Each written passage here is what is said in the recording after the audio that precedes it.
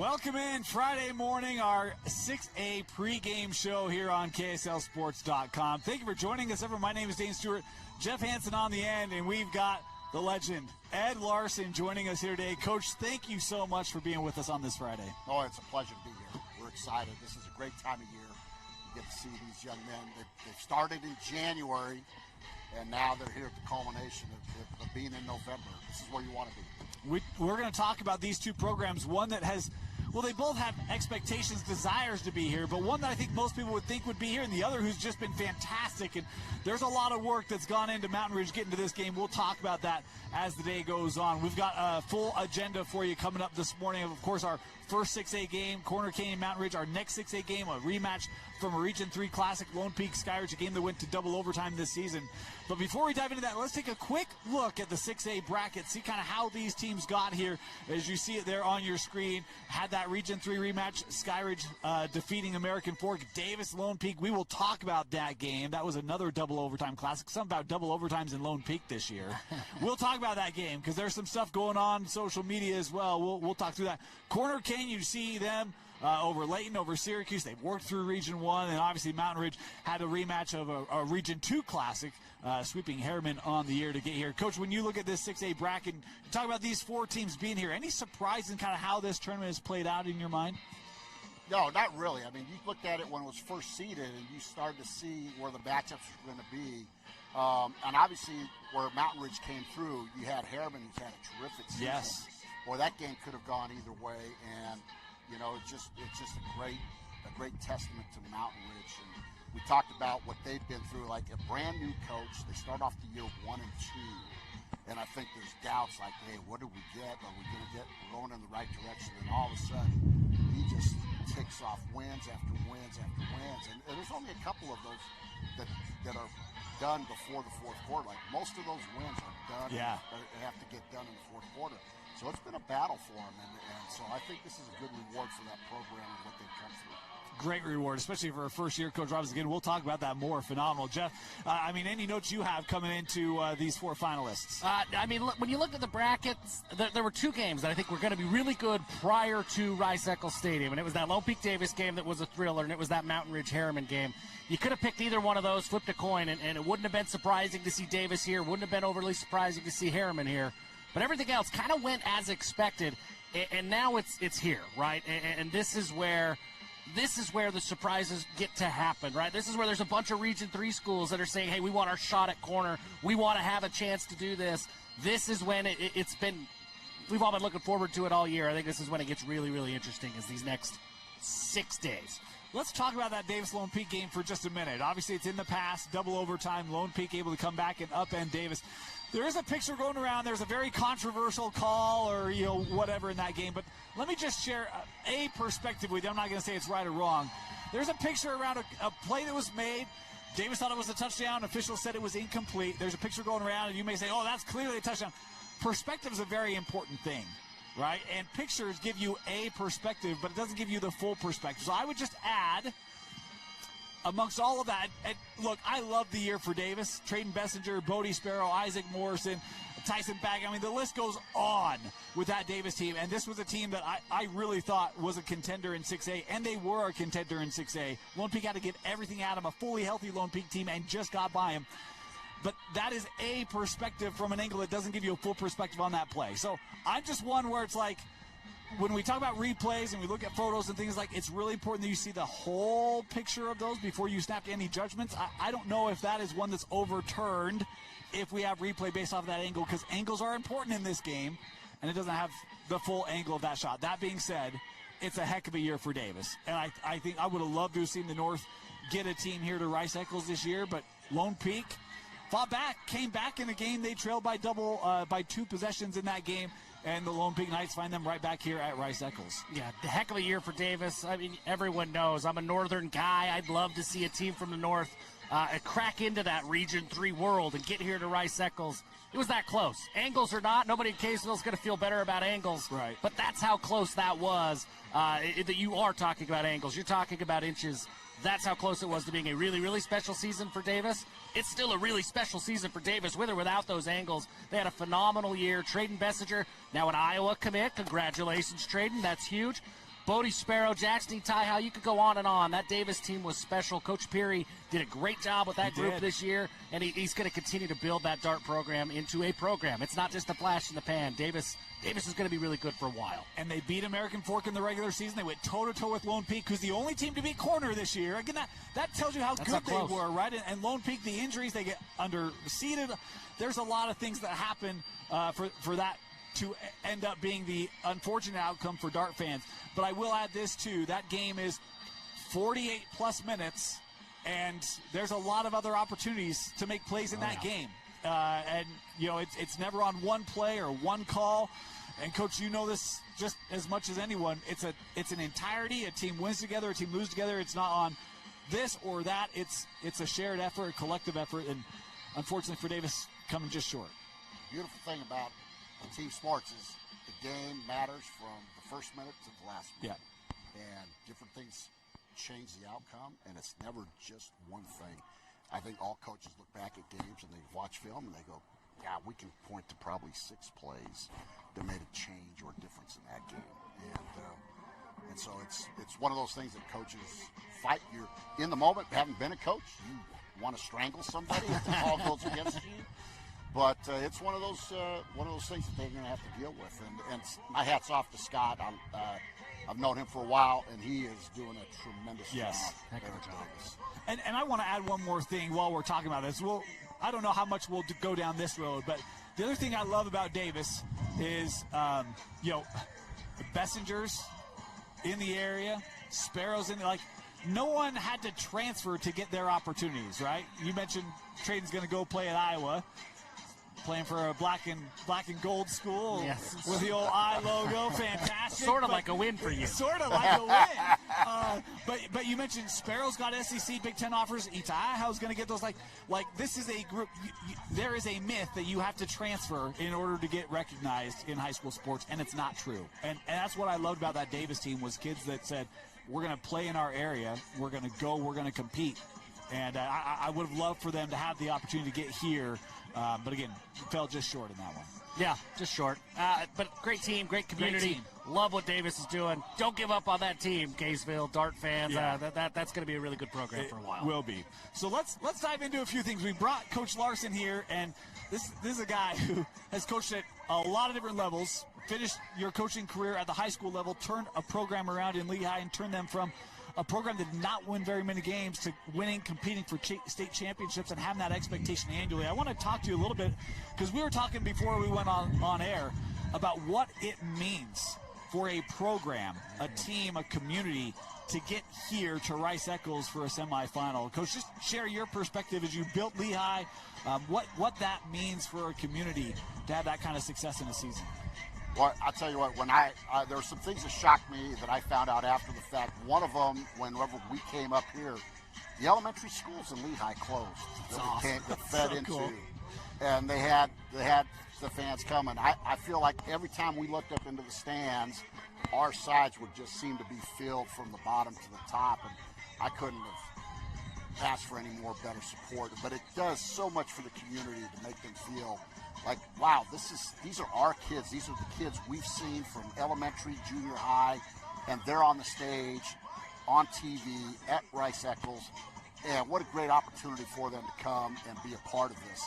And every parent wants their young boys to grow up and say there's something to now look forward to. So they're involved and they're committed to this. So it becomes a really terrific event to have happen.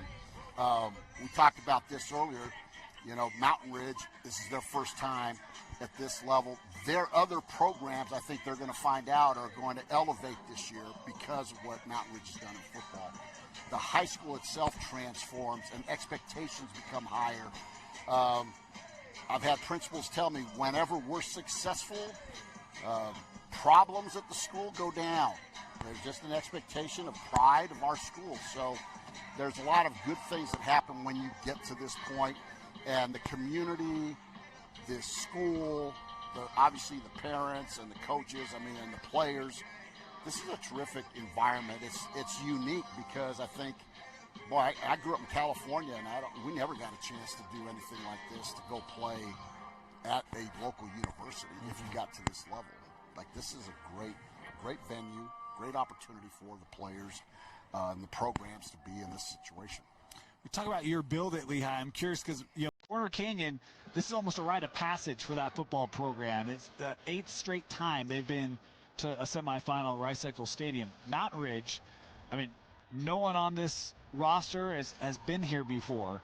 How do you try to help them feel settled, knowing that you're going to have a lot of community support here, knowing they're going to be amped up and excited, knowing you're going against the favorite? How do you help Jackson Hunt and that offense and the defense to come in and be like, hey guys, just breathe, play your style, and not get too overwhelmed or sped up or over anxious in the moment?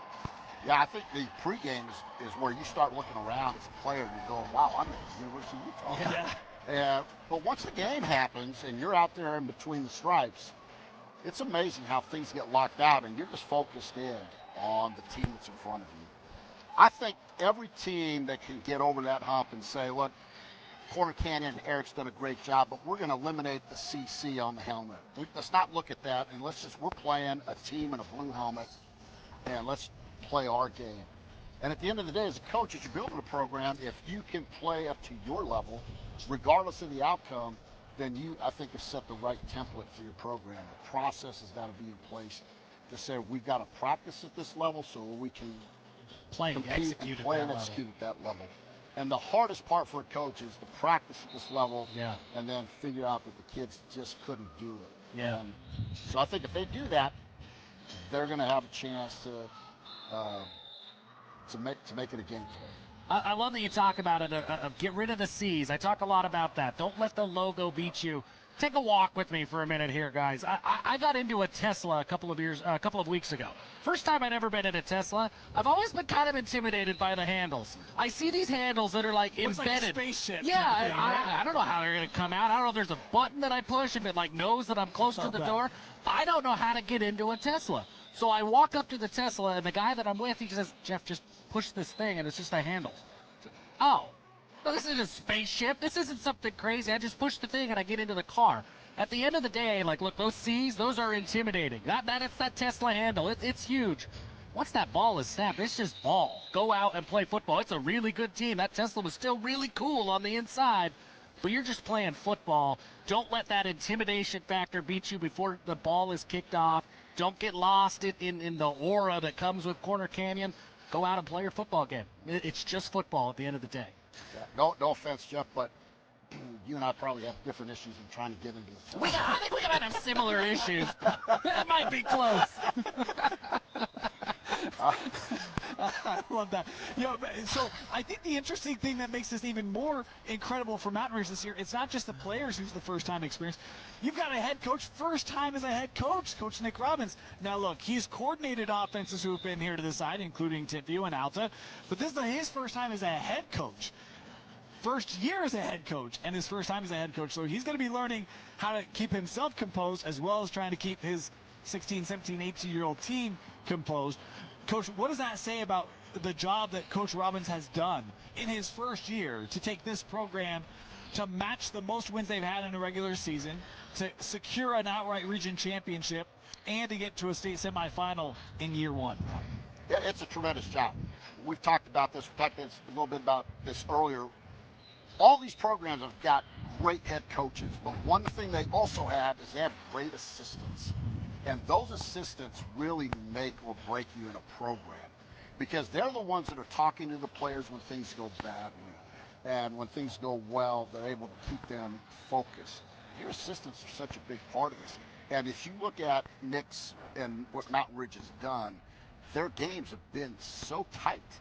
Though it's not just him, even though that's a big part of why they are here.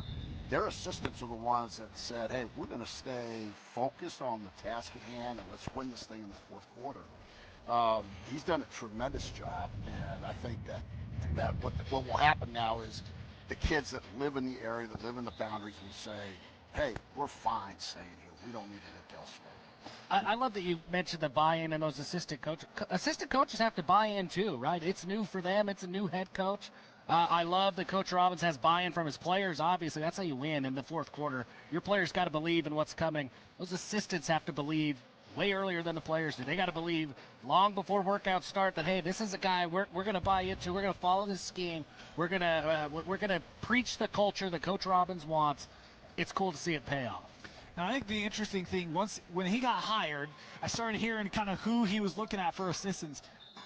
They're all experienced. Yeah. I mean, he surrounded himself with very smart football minds who've been in this game for a long time, have experience here. And, Coach, you talk about the dividends that has paid for he and for his kids. It's not a surprise when you put those pieces together that they are one of the Final Four. Yeah, and it's just what a terrific storyline. Meanwhile, I am curious. You talk about the job that Coach Kerr has done. We mentioned 8 straight trips here to the semifinal. What makes his program so successful? I know that's a loaded question. We could spend hours on that. But, I mean, when you look at what he has done and and that team and his program, what is it about Corner that has led to them having such sustained success here in the state's top classification? Well, okay, so obviously it starts with Eric as the head coach. Sets the template for the program. He's as good of a teacher of the game, especially with the offense. He does a great job in the pass game of spacing the routes, attacking where you're vulnerable. He's one of those guys when we play, like we know he's gonna step on your throat if he can. But he does that because he's well prepared. Now, having said that, it really starts for them the last few years, even though they've had great quarterbacks. I'm not taking that away because in my opinion, that's the most important piece. But that offensive line has been phenomenal. And if you notice this year as I watch them, he's done a great job of trying to establish the run early. He will run it and really do it, and then all of a sudden he'll pull the ball, and then there goes a big play. He's got the talent outside, he's got the running back, but those 5 guys up front have really set the tempo. And I know it's contradictory because I tell everybody, if you don't have a quarterback, it's hard to do anything, and he's had those. But in my opinion, those 5 guys, and going back to assistant coaches, his O-line coach, they do such a great job up front, and that sets the tempo for them. Yeah, it's huge. I go back to last year looking at that Corner Canyon team. They lost their quarterback. They lost some of those weapons on the outside. Guys like me were like, okay, maybe this is the year that Corner's a little bit more vulnerable than they've been. But those guys up front were healthy, and those guys up front made a huge difference for that team. And they're back this year, and I agree with you, Coach. I think that's where things start with this Corner Canyon offense. When you have that foundation, that wall, Eason Taffa, and the guys that are there on that Corner Canyon offensive line, it makes everything easier. It makes it a lot easier to be a really good quarterback. And then when you have the talent that Helaman Kasuga has, you can be an exceptional quarterback playing behind that offensive line. Those wide receivers, they love that offensive line. Let them get downfield for the big pass play, the chunk play. Those running backs love that offensive line. It starts with those guys up front. And we'll talk more about that offensive line, some of those guys up front, as well as some of the benefactors of those offensive linemen as we get into our semifinal preview. But before we dive into this particular game, we do just want to take a moment and last year we missed Dusty Litster in the midst of his battle. This year, obviously, for those of you who may not know, Dusty passed away from his cancer. We wanted to take a few minutes and just recognize the journey, remember the journey that we've been on over the last 20 years as we've been able to build this brand and bring coverage to you. This piece takes place across several places that have been significant, momentous over the last 20 years as High School Rewind has been built with Dusty Litster. Watch this.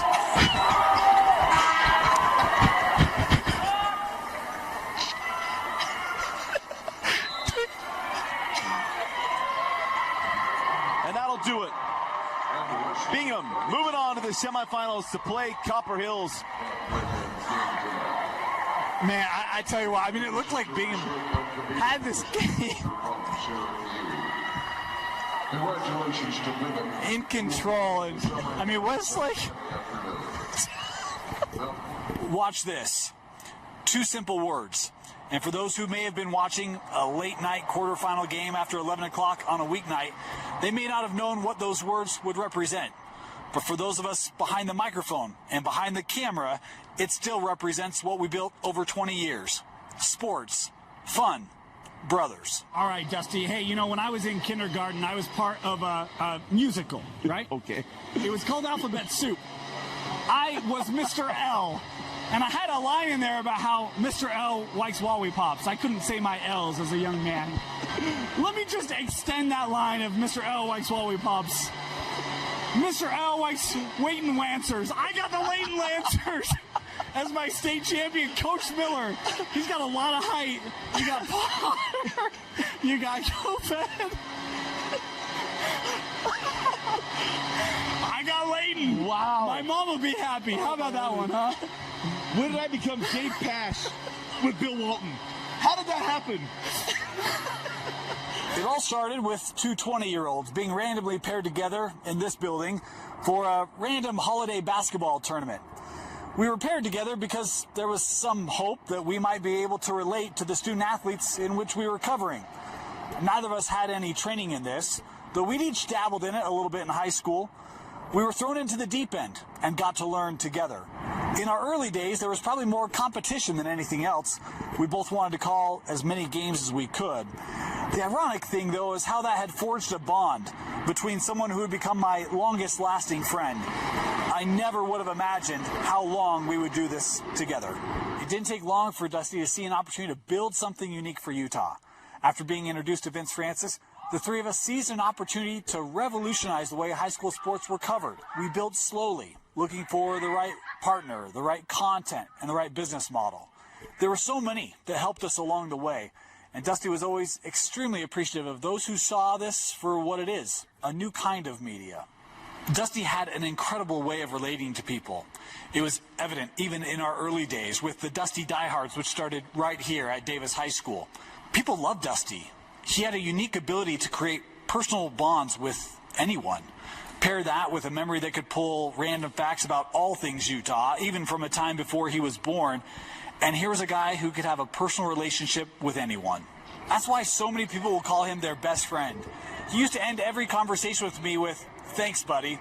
I used to tease him when I would hear him say that to other people, that I thought I was your buddy. But Dusty was truly buddies with everyone. Within a month of his passing, our conversations were still around high school sports. From his desire to call a game again, to even asking about how players or coaches or teams were doing. He loved being a part of this high school sports community, and the community loved having him be a part of them. You two guys are awesome for high school sports, and the high school community appreciates what you do. It is outstanding what both Appreciate you, it, Dan. Dane, Dusty, awesome job. Thank you, Dan. Thanks, my Appreciate friend. it. Over the years I've known Dusty, we've each had our fair share of personal and business success and failures. We were each other's confidants, always talking about our personal life or about business or our families. You spend so much time with a person, you know them and they know you, which made work with him an extremely unique experience. We had an ability to communicate with each other without actually talking to each other. We just kind of knew how the other person felt about a game, a play, or a call. And when high school basketball finally gets a restricted area, I'll forever call this the Dusty area. It's hard to think of stories or memories you want to share. When you do something with someone for so long, over 20 years, it just becomes so normal. I don't believe in it. Oddages. Oddages in themselves are not good, in my opinion. What? Stoppages.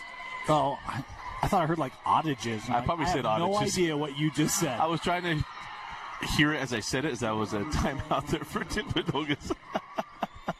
Surreal moments, like when Dusty and I were watching Jordy Barnes hoist a state championship basketball trophy, and then thinking back about how not that long ago it was Dusty and myself talking with Coach Barnes before or after a game while he was holding Jordy as a baby. There's so much that happens over such a short period of time. Hey, Dane, quick question. Do you know the sound a dart makes when you throw it? Pew! Hey! See it? No, it doesn't make a pew noise. This is the first time you guys have ever agreed on anything, and it's wrong. He and I have probably covered over 3,000 games since we've been together, but it's the little nuances that I'll miss the most, including always trying to find a way to get that genuine Dusty laugh. Everything I learned about broadcasting, I learned with him. One of the last state football championship games we ever got to cover, I got to mimic him, as I have all these years. Number 7. This is not the week I'm going to pick against Corner Canyon. So another great quote from Dane Stewart. Yeah. I just had to put that out there. Just remember, this is not the week I'm going to pick against Corner Canyon. Dusty, do you want to sign this? Yeah, I will absolutely we'll sign take care of that during the game. In true Dusty fashion, I have to make a media reference. In the last season of The Office, Andy Bernard says, "I wish there were a way to know you were in the good old days before you've actually left them." There are probably no other words I can add to that. I miss my brother. I miss the laughs. I miss the looks. I'll miss the texts. I'll be forever grateful for the time that he and I spent covering your children, your friends, your family right here throughout the state of Utah. I'll forever fill a hole without Dusty.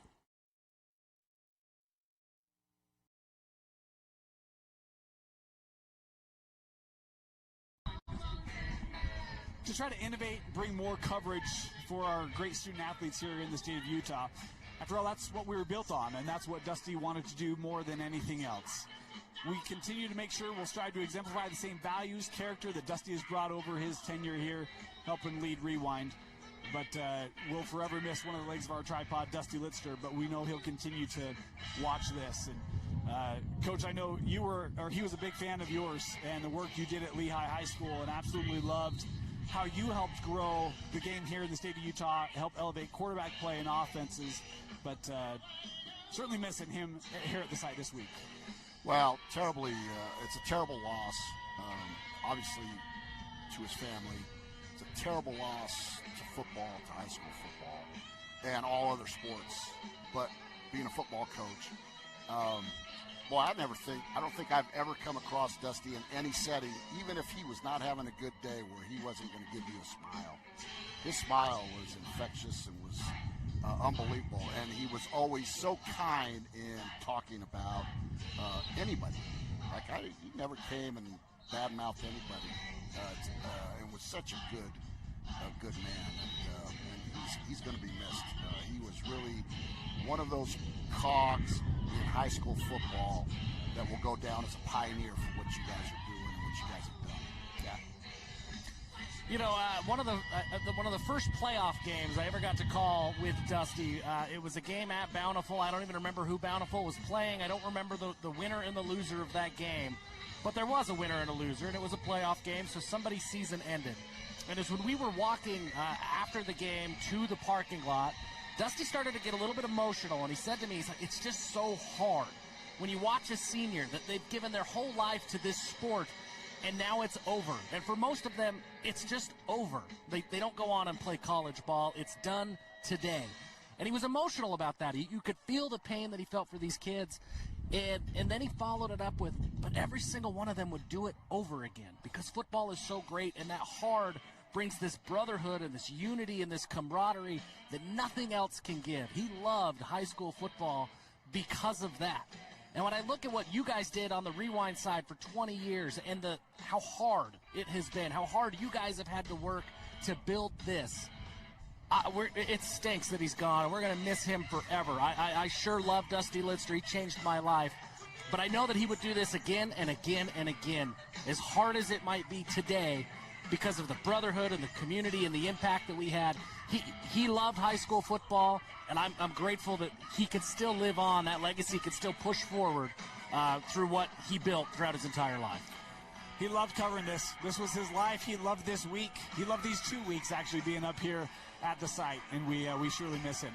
We want to get back to a lighter, more fun note. We're going to take a quick break here. We'll actually give you a peek at one of those lighter moments that we had back in the old days, and then we'll be right back here where we'll dive into the preview. Corner Canyon Mountain Ridge here in the 6A semifinal.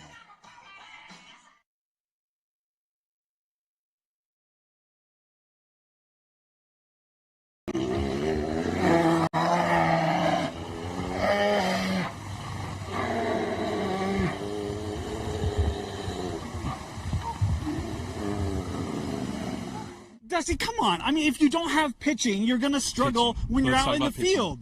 Let's talk about pitching. 8 runs a game. How many are they giving up? Dusty, I thought we talked about this. We weren't going to do this anymore. Yeah, well, you know, when you bring up bad points, this is what happens. Oh, this is ridiculous. Hey, Siri, call Dr. Mark. Hey, ask Dr. Marcus what he said about walking away in the middle of a conversation.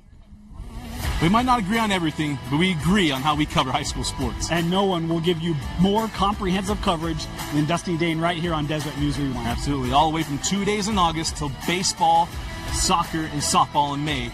Deseret News Rewind is your home for high school sports. Follow us on Twitter at DNewsRewind, at Dane_Stewart, or at Dusty Woodster.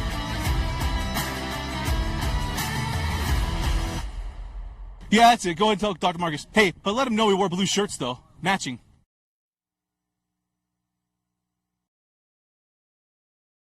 All right, hey, we've got our 6A semifinal. Corner Canyon Mountain Ridge. Coach, there's a lot to talk about in this one. Let's start with Corner Canyon. We talked about two-time defending state champions, and I said their 8th straight semi. I was wrong.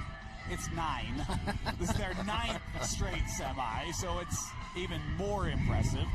You talk about, the offensive line. You talk about the quarterbacks they've had. Let's start with Helima Kasuga, because this is a young man who, had a big profile last year, gets hurt, doesn't get to finish off the year, is back for this year, future A&M Aggie. What has made Helima Kasuga so good for Coach Kerr and his offense? Well, I think coming back for the second year, being in the same system, is always a big help for a quarterback.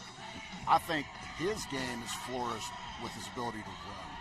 So becoming a real true dual threat puts a lot of pressure on defenses to not only stop the pass game, but also when Eric dials up his quarterback powers and his quarterback counters and his quarterback draws, that becomes a real fit, because you're trying to get help over the top on his top receivers, which means you can't have that many guys in the box.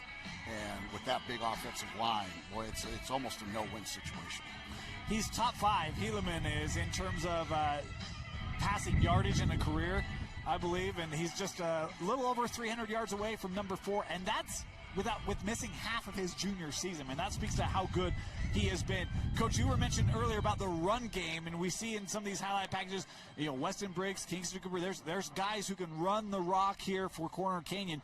But with that, Jeff, it is all dependent on that offensive line giving Kasuga time and opening up the lanes and holes for Briggs and these other backs. Yeah, and this Corner Canyon coaching staff has always done such a good job with that offensive line. And when they have the talent that they have this year, mixed with that coaching, it's a really dangerous combination for everybody who lines up against them. It starts, for me, with Eason Taffa. He's going to play his college ball at USC. When you watch him in pass protection, he's a wall at that left tackle side. But it's his run blocking that makes him so special to me. His ability to set the edge and open things up, whether it's Helima Kasuga in the quarterback run game or it's any of those running backs, they go left a lot because Eason Taffa's setting that edge. The entire offensive line is big. They're intimidating. I think that's going to be a really big test for Mountain Ridge. It's a tough defensive line, but it's a different animal when you're going up against Corner Canyon. You got to be assignment sound every single play, because if you're not, Corner has been coached. They know where your weaknesses are. They will exploit those, and they will go. The one thing about Coach Kerr, he'll find that weakness, and he'll go to it again and again and again until you prove you can fix it. And I think that's going to be one of the things that will be very interesting to watch early in this game. Coach, you mentioned that Coach Kerr has started to start with running the football and see if you can open up some lanes and then go to the passing game. And I felt like really probably these last 2 years is where that's become a little bit of a mindset shift because of some of the injuries they've had at the quarterback position, where they've had to find other ways to move the football and done it extremely well. How then do you, we'll talk about that in a little bit. With Corner, though, as good as their offense has been, it's also a defense that does not give up a lot of points. I think the most points they've given up this year is just 21. Their defensive front is strong. You've got guys like Jaden Pierce. Jeff, I know you're a big fan of Jaden Pierce. Yeah, I really love what Jaden Pierce brings. He's kind of an unsung hero of this defense. We don't talk a whole lot about him, but when you look at him, he's got 64 tackles this year. He's got 10 sacks, 11 tackles for loss. He's constantly in the backfield, and he's got a really special ability to use his length. He's a really long edge rusher, and it's a handful for opposing blockers to try and contain him. You'll see him drop back into coverage as well. They do some different things with him off the edge. Really versatile player, and he's good in every aspect of the game. It makes him a really tough blocking assignment for any offensive lineman, any tight end that's going out wide on that edge. And I think the interesting thing is not just Jaden Pierce. You've got Patterson, you've got Dart, you've got Mason Wood, who's their leading tackler. This is a defense for corner that is much more athletic. And I know you've had to go up against corner. Everyone talks about the offense. What makes their defense so challenging to score against, especially regularly over the course of a 48-minute game? Well, they rely upon that front to stop the run. And when they go in that 30 front, those three guys can stop the run, then they're almost nearly impossible to score on, because then they take the rest of the 8 guys, and they give you so many different looks that sometimes you're going to get quarters, sometimes you're going to get 2 robber, and then sometimes you're going to come after you and go man. It just becomes really tough. I think their assistant coaches on that defensive side have done a tremendous job, especially this year, of putting all the pieces together. When we sit down and talk to our staff about goals defensively, if you sit there and say to yourself, if we can keep, on average, a team to 17 points, we should win most games. And I think they're averaging about 13.8. So they've done a tremendous job that way. And I think it's all going to stem today's game from those front 3. Do they stop and take away any kind of run effort or any kind of run attempts from Mountain Ridge? And then, which will allow their back 8 guys to do whatever they want if they can. We kind of skipped through the Corner Canyon offense. That's on me. That's my bad. I had an incomplete pass there. Let's regroup here on second down, because we talk about Kusugi, we talk about the running game, but there's a host of options for Helaman to throw this football to, including his backs. But when you look at this offense, which has guys like Jay-Sean Mayberry, Kai Meza, and Zay Morris, it's like Thanksgiving dinner, Jeff. Like, there's plentiful options for Helaman to use in this offense. So I live way out north, way out in the middle of nowhere. And as I was driving in this morning, there were some early pheasant hunters right at sunrise, and they were flanking an entire field. And there were like 7 or 8 of them in this one little field. And I actually said audibly in my car to myself, those pheasants don't stand a chance. That's a lot of guns for whatever 1 or 2 birds is in that field. That's kind of got to be what it feels like if you're defending against this Corner Canyon offense. There's just a lot of guns, right? Like, there's a lot of people across the entire field. It starts with Kai Meza and Jay-Sean Mayberry. They've been great all year. Both of them are inching closer to the 1,000-yard receiving mark. Zay Morris, he got his eligibility about halfway through the year. He's been fantastic. He's already at 600 receiving yards. You try to take away one, they're also really unselfish players at that wide receiver spot, and they know that if you take me away, you bracket me, double cover me, Zay's going to be on the other side, or Jay-Sean's going to be on the other side. They're very unselfish wide receivers. That's great. And then you throw in that trio of running backs. I don't know how you defend it, right? Because I think as a coach, you want to try to take away something, but there's so many somethings on this Corner Canyon offense. It's really hard to take any of it away. And I would say, and Coach, maybe you disagree with me on this, I think when you look at recent years for Corner Canyon, they've always kind of had that primary target, 6'2", 6'3", 6'4", 6'5", can win one-on-ones. It feels like they've got a bunch of guys who win in space and then are athletic once they make the catch. How does that change trying to defend that kind of a receiving core that it's really not like a one-on-one situation? It's route running, it's clean routes, and then it's once I have the ball, I'm athletic enough to then tack on extra yards. How do you try to match up with that as a defense? Yeah, it's tough. One of my favorite quotes from Mike Leach was, here's what I believe a balanced offense is 8 guys touch the football. I don't need to worry about run and pass. Their pass game, they're going to have several guys touch the ball.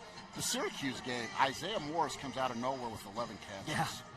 Yeah. Right? Now you've added another component to this where they're going, wow, here's another guy we have to worry about. But like I said, it starts with Eric's understanding of the pass game. He's understanding of the spacing. Like, everybody wants to throw the ball, but when I look at guys that coach it and I watch film, spacing is the first thing I look for after protection. If they understand protections, they're going to give their quarterback a chance to make throws. But then, what does the spacing look like? And he does as good a job as anybody at any level. Rick Majerus, just while we're here, you're talking about spacing. I remember an old Rick Majerus quote. It's a different sport, but he said spacing is offense and offense is spacing. And I think a lot of that applies when you look at the way that Eric Kerr runs his offense. Those receivers, they're open because they're really good. They're open because of those route concepts as well. He does a great job of utilizing that whole field. And let me just add real quick. Yeah. I think Weston Briggs will be the unsung hero, because when we were here and played them about 2 or 3 years ago, I'm terrible with names. It's my age. But I think we had their running back set a state record for 7 touchdowns against us in a game or something like that. If they get Weston off and running early, it's going to be a long day. Corners ran for over 2,000 yards this year. It's crazy. While throwing for 3,500 yards, right? Like, they have great balance.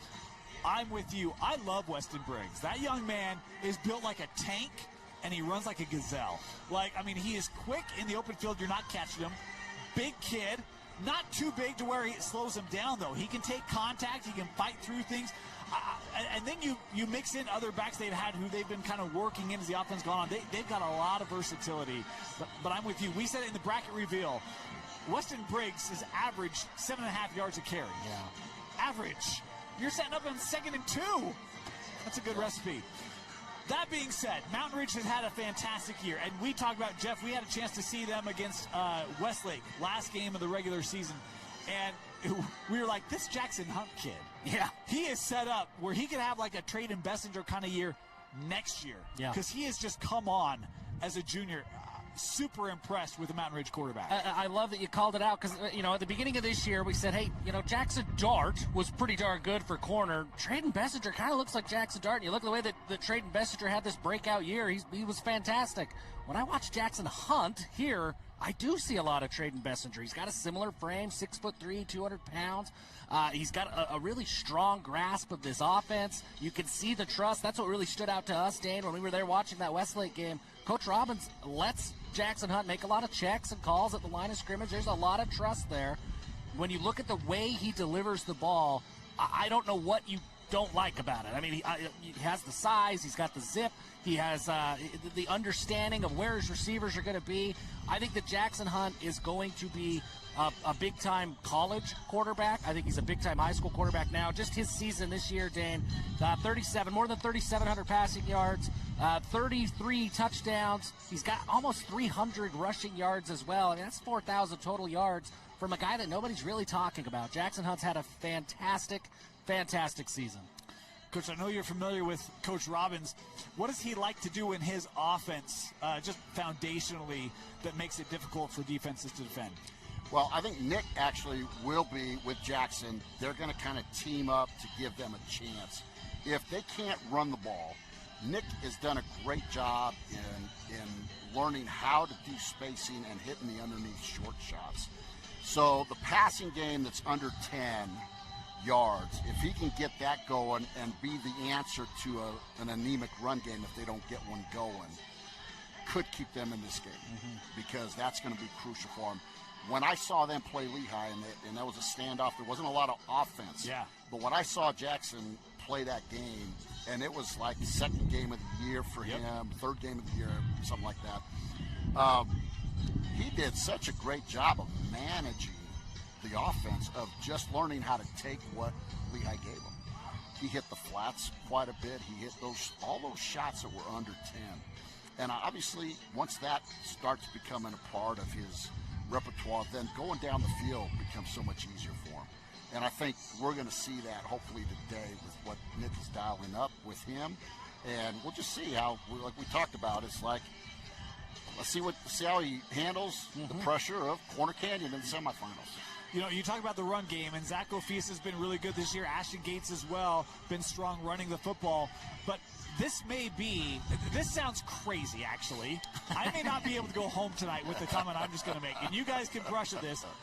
With Cohen Cunningham. Yeah, you better get over here, Coach. With Cohen Cunningham and Titan DeYoung, does Mountain Ridge have higher level executors at the wide receiver position? Because they make catches. You talk about some of the underneath stuff, but when they go down the field, I mean, these are the kings of the one-hand catch. Every week they were in our top 5 for some one-hand stick. I mean, like, they are crazy. Cohen Cunningham, Titan DeYoung, not a lot of people know about them yet. Will we see them have statement games here in a semifinal today? Yeah, I mean, to your crazy question, higher, lower, I don't know, but they're in the conversation for sure. Especially when you look at the way that they're used, I think that's what makes them so special. And that's where Coach Robbins has done a really good job. Cohen Cunningham and that underneath stuff, he gets into space, he's really good at using his body and creating separation from a defender. And Jackson Hunt finds him underneath, and then Cohen Cunningham can make plays after the catch really well. And then you start to key in on him, and then there is Titan DeYoung. Downfield, he is the acrobat. I think he had one-handed catches, crazy catches down the sideline, in coverage, high-pointing balls. I mean, he's just a fantastic athlete who is a fantastic wide receiver. So I don't know the answer to your question, Dan, but I agree. I think that those two guys are going to have a statement game. Is a statement game enough to beat corner? I don't know, but I don't think there's going to be very many people in the state of Utah who don't know about Cohen Cunningham and Titan DeYoung after this game, because they are really good. They're going up against a really tough defense, but I think they're good enough to continue to create space and continue to make those plays. That's the kind of talent that those guys have. Given that, the physicality of DeYoung, the speed of Cunningham, Coach, how do you try to match up with those kinds of receivers where they do have two very different guys, so they utilize a ton in different ways? How do you try to take that away or limit that for this corner defense? Well, corner's defense is built for taking away 1 to 2 guys because of the 3-down line. Yeah. So if they can stop the run with those guys, then they're able to take your 1 and 2 guys away. So I think what we're going to be looking for today is who's the third guy that might step up. Because if they take those safeties and try to double cover the outside guys, who's going to be that third guy to step up and make some plays for them? I think that's going to be crucial into part of their pass game. Because corners' defensive strategy is built to take your top 1 to 2 receivers out of the game because of the way they play. And again, it all starts with those 3-down guys up front. Maybe Graydon Dumas. We saw him earlier this year. He looked like a big target. He was not on our radar. And then we go to that game, and he made some really nice catches for Mountain Ridge against Westlake. Yeah, he had a big game. He had a couple of big games this year. They've got some weapons there in that passing game. And I think that I think they're going to have to find success in that passing game. And so I think they're going to do everything in their power to make sure that they do. And there's enough talent there that, like I say, is it enough to beat corner? I don't know. That's a big ask, but I think there's enough that you'll see some of that success and some of that talent shine through. We got to take a moment and talk about this Mountain Ridge defense, because again, offense overshines defense, right, Coach? Everyone loves to talk offense and points, but when you look at this Mountain Ridge defense, they got a young man up front in Jackson Brown, 8 sacks on the year, and you could argue, Jeff, he won the game against Westlake for them. There were a couple of games. When you talk about the great quarterbacks throughout history, you think of Tom Brady and how he plays in the clutch. Jackson Brown has some of that clutch play from the defensive tackle spot. That last drive against Westlake for a region championship, all of a sudden the defensive tackle was making every play, and he did. He shut down that final drive for Westlake. He played a huge role in the fourth quarter against Lehigh. I think Mountain Ridge's other biggest win of the season. Jackson Brown has got some clutch in him, and you don't see that. You don't talk about it very much from that defensive tackle spot, but he does. He comes up big, makes huge plays in those big moments of the game. You talk about the 8 sacks, 10 tackles for loss, 51 total tackles. He's going to have a really tough assignment today, especially in his run fits. He's got to make sure that he's not getting pushed off that line of scrimmage. He's got to win some one-on-one assignments so that Weston Briggs and this rushing attack can't get going. That's a really tough assignment. Mountain Ridge plays a lot of 3 guys up front as well. Coach, you talked about you felt like Weston Briggs might be the key for corner offensively, where Mountain Ridge will run a lot of 3-man fronts. Does that mean that those 3 guys, they've got to have the games of their life against the best offensive line they've seen for Mountain Ridge to stay in this one? Well, everybody's going to have the best game of their life to stay in this game, because that's just the way it is with Corner Canyon. I think, going back to my theme of assistant coaches, if you watch their games defensively, it's as good a run-fit defense as I've seen. Like, they've got their gaps covered. And if they will keep contained and then make sure that their gaps sound, they could make it a little bit more difficult for Corner Canyon to make this happen. And I think that's going to be the key, because the 3-man front, even though people think, well, it's only 3 guys, how do you run against them? It depends on how they're going to line up those tackles. Are they going to line them up in 4 eyes? Are they going to line them up in 3 techniques to give you that double eagle look? How are they going to line them up, and which gaps are they responsible for? And the thing about those 3-man fronts is those inside backers now are able to really flow and fit to the runner. And So it's going to be an exciting game because there's no question. I mean, you watch the film and you watch the highlights of those guys. They do a great job of fitting on the run. Yeah. And they do a great job of that. They do, and guys like Cole Uluwave do a great job, and Cutler Whitaker of fitting those gaps. That's where Jackson Brown has that big role. You got to eat up blocks, don't get pushed off, so that the offensive line is getting into the second level. Let your linebackers be free, and they've done a really good job of that this year. And when you let guys like Uluwave be free, he will make plays. He's an exceptional football player. The talent is there. It's a tough assignment, but the talent is there on this Mountain Ridge defense. Kickoff just a few minutes away. We're going to take a quick break. We'll be right back to give you our final keys to the game as well as picks. Here, you're watching the KSL Sports pregame show for the 6A semifinal on KSLSports.com. In times like these, it's good to know there's a place where people know who you are, no matter how long you've been gone. A place where the smells of home cooking are still in the air, where a simple wave warms your heart, and sharing stories with family, friends, and your community is just a way of life. Yes, in times like these, it's good to be home. Agraria Insurance Company, protecting what's important in life. Welcome back to the UCCU Savings Spotlight. Today's play of the day goes to Becky, a single mom who just got her son Max a youth debit card from UCCU. This is a big win for Max, who knows that UCCU mobile banking makes it easy for his mom to add money to his debit card anytime. It's also a big win for Becky, who knows it also makes it easy to monitor her child's spending anytime. Final score, 1 happy son, 1 responsible mom. With the assist from UCCU. Welcome back.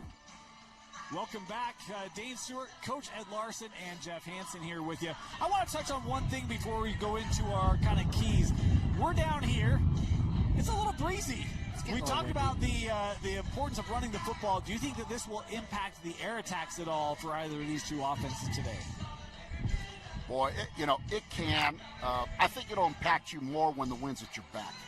I think strong-arm guys, the ball has a tendency to sail on you a little bit. When you have good arms like both these quarterbacks have, cutting the wind is a little bit difficult, but you have more control as a quarterback of understanding I can throw that 15-yard, anything under 15. Obviously, throwing into the wind deep is going to create some problems.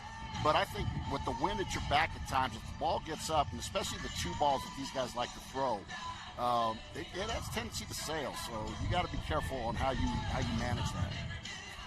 I'm just glad it feels like November. We were here yesterday when we talked about playoff football. You got to run the football. You got to do these things. It was 75 degrees out here. This doesn't feel like playoff football. I'm glad we finally get to feel like we're playing a playoff football game today. The coat's on a little earlier today than it was yesterday. I was sweating yesterday. All right, let's go into our keys to the game. Jeff, we'll start with you. For Mountain Ridge, I think they've got to find some success on defense, and you've got to have some early wins so that you gain that confidence, because it's about beating the logo, it's about beating the C's, right? Early confidence is a great antidote to do that, and so I think having some early success, maybe you force a punt or two here in the first quarter, something that you can constantly go back to and say, hey, no, we are capable of doing this. Let's just do what we did and repeat that.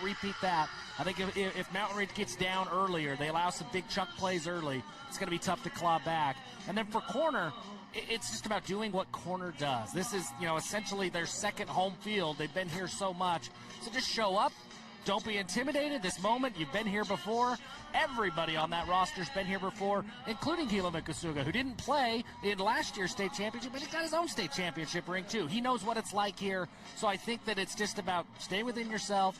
We're not going to beat ourselves. Nobody can beat us but us. So let's play our game, and just stay within yourself is the key to the game for corner. Called a second home. Are you advocating for an alternate paint job here in Rice-Eccles? I'm always advocating for an alternate paint job here at Rice-Eccles, yeah. Coach, give us your keys to this one. Well, I think a lot of what Jeff said is true. I'm going to be looking for Mountain Ridge's front seven taking away their run early, and if they can do that and have Eric open it up a little bit more. Again, that doesn't mean it's bad with them, but at least you make them one-dimensional, and it gives you a chance. When they're going on all cylinders, you don't have a prayer. Right. So you can ask all the teams he plays out of state. Yep. It's like It's crazy.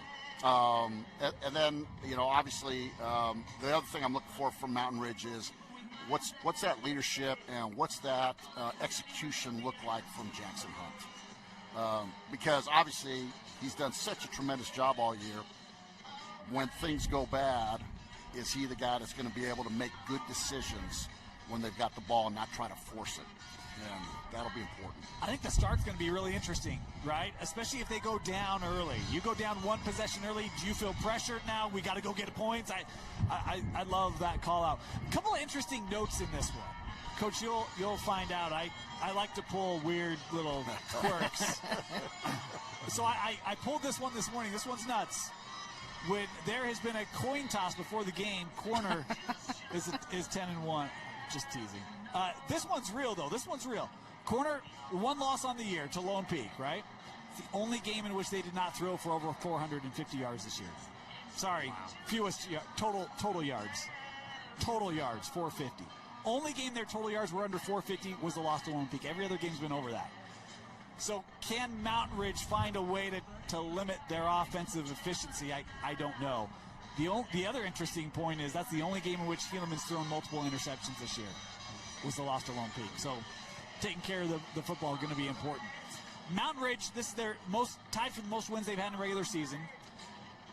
Coach, is it dangerous to be like, hey guys, you got nothing to lose in this one? And try to take the pressure off of that? Like, you've already done something great, grand for our program? Or like, is that a risky proposition for a coach to pull in the locker room? Yeah, it's tough because what you're saying is we're not going to win. Right. So you preach what you preach, which is the process of what got us here. And the thing that I think is unique about the way Mountain Ridge got here is the tough games throughout the year. And you just hope that they learn from that and they sit there and say, we can handle teams when things aren't going well. I'm always worried about the teams that are blowing everybody out, and then they come and play corner, and you're like, okay, that's a different level. But these guys have played tough games, and so I'm hoping that they're gonna look at that and say, hey, let's ride this. We are a tough team, and we've earned this to be here, and we belong on this field. And so I'm looking for that kind of mentality from them. Do you have a point number you think Mountain Ridge has to hold corner to have a shot in this game? Boy, I don't, because I don't know if anybody can do that. We held them as much as we could last year to 24, 23 it was, whatever it was. But yeah, I think you've got to keep, in my opinion, you're going to have a shot. It's got to be under 24. Okay. It's got to be in that range. Their lone loss, 21. That's a good number there, Coach. Jeff, give us your pick. We'll go down the table here. We love underdogs, right? We really do. I talked about Netflix versus Blockbuster last night. There's so many great underdogs. We all remember UMBC beating number 1 seed Virginia. That was great. We all loved that. 13 scrappy colonies taking down the British. We love underdogs around here. I just don't know if it's going to happen today. It's really hard to pick those underdogs. Nobody thought that Netflix was going to take down Blockbuster. Nobody thought that those scrappy colonies were going to be a country. I can't pick against the top dog. They made me look so foolish last year when I tried, and then they made me look foolish again when I tried a second time. I'm not going to make that mistake this year. I got to go with corner. I just think there's too much talent. They've been here. They're not going to be intimidated by anything that they see inside this stadium. I think corner's too much today. Coach? Yeah, I don't have anything to add to that. I think that's going to be right. I just really would love to see, just for the sake of the program at Mountain Ridge, just to see them just let it loose. Yeah. And whatever happens, happens. But you just feel like if you can say we played our best game, you can walk out of here and say, we were as successful as we could be. Yeah. And we just hit a buzzsaw.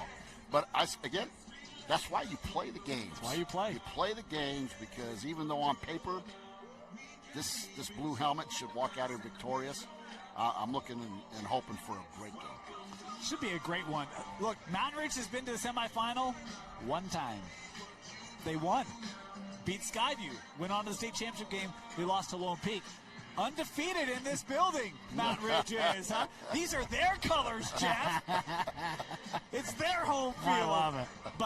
But I do think this corner team, ever since that Lone Peak loss, they have been motivated. They have looked different. They're putting up points in bunches. So, if you know, you know. It's not the week. I'm picking against Corner Kane. We still got the sign, folks. So we got to leverage it. We know where Dusty would be. I'm going to ride with Dusty in this one as well. We've had Mountain Ridge all year on the Rewind Sports Network. I have loved watching this team. They have so much explosiveness, physicality, size. They make athletic plays all over the field.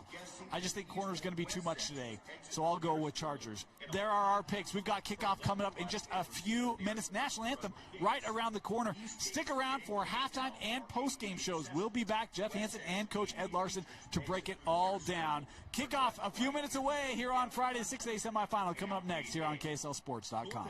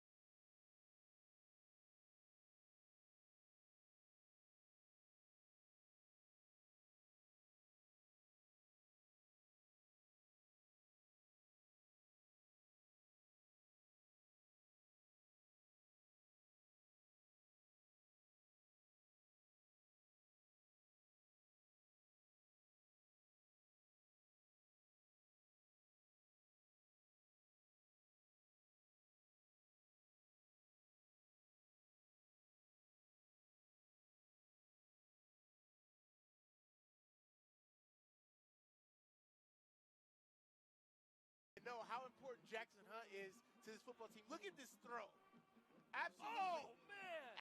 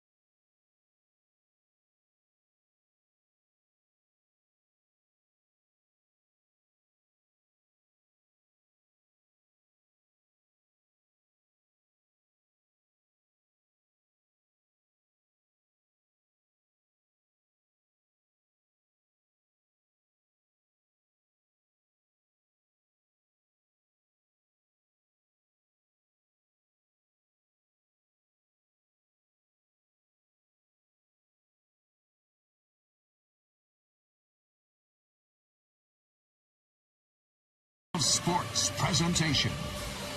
Game Night Live kicks off now. Sponsored by UCCU. Welcome to Rice-Eccles Stadium on the campus of the University of Utah, the home of the 6A state semifinals. Jeremiah Jensen, Steven Sylvester with you here on Game Night Live. Sly, we got a great matchup in this first semifinal between a team that's always here. Yeah. They're home away from home, the Corner Canyon Chargers at 10-1 this season, versus a team that's never been here before, the 10-2 Mountain Ridge Sentinels. This is going to be a great match. Oh, yes. We've covered Mountain Ridge for a couple games this year. We see how hungry they are. New coach, new culture, a lot of things being added. Tough region they played in to get all the way here, so they're hungry. And then you got Corner Canyon, right? Traditional. We feel like we've heard these names over and over and over again, you know, from their star players in Kai Meza, Zay Morris in the passing game, and then my guy, Weston Briggs, right? You got to say Briggs like that when he runs the football. And then, of course, Helaman Kasuga at the helm. Absolutely terrific football team. Coach Kerr back again, right? Yep. This is familiar territory for him. Tradition. Excited to see this matchup today. All right, let's go down. Let's meet our third member of the broadcast crew. Kayla Kiesel is down in the north end zone with more on this Mountain Ridge team that's making their first ever appearance here in the semifinals at Rice-Eccles Stadium. Yeah, guys, like you said, it's no secret Corner Canyon has been here before, 5 state titles in the last 7 years, and the pressure to defend their crown is real. But according to athletic director Pat Thurman, these guys don't get caught up in the history. He said they're just here to do the best they can do, and they're not trying to prove anything else. On the other sideline, Mountain Ridge is here to make a history of their own, a homegrown team under the direction of first-year head coach Nick Robbins. This team is not afraid of the battle that's ahead of them. Coach Robbins said, I think a lot of teams that play Corner Canyon play scared and timid. Our guys really embraced the underdog role. We're going to go out there, play our best, and let the chips fall where they may. Both of these teams are hungry and ready to battle to be one step closer to the state title. Great matchup here. You see what Mountain Ridge can do. Jackson Hunt, their quarterback, Sly, has been terrific this season.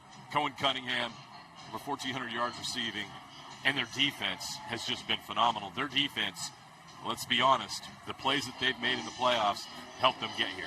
Oh, yeah. I think 9 interceptions in the postseason so far. Just last week alone in the game, we covered Braylon Washington, 2 interceptions in that game. They are turnover happy, and that's awesome. And that's congrats to Coach Peck, right? You know, we talked about him in the last game. He's done a terrific job coming in, establishing culture here at Mountain Ridge, and doing a good job with getting player buy-in. They absolutely love what they're doing and building here at Mountain Ridge. It's a factory over there. You get late in the season, and you still have 100-plus kids at practice every single day, practicing hard in pads. That's a sight to see, man. So I absolutely love what they're doing and what they're building at Mountain Ridge. But on the other side, you mentioned it, Helaman Kasuga's back.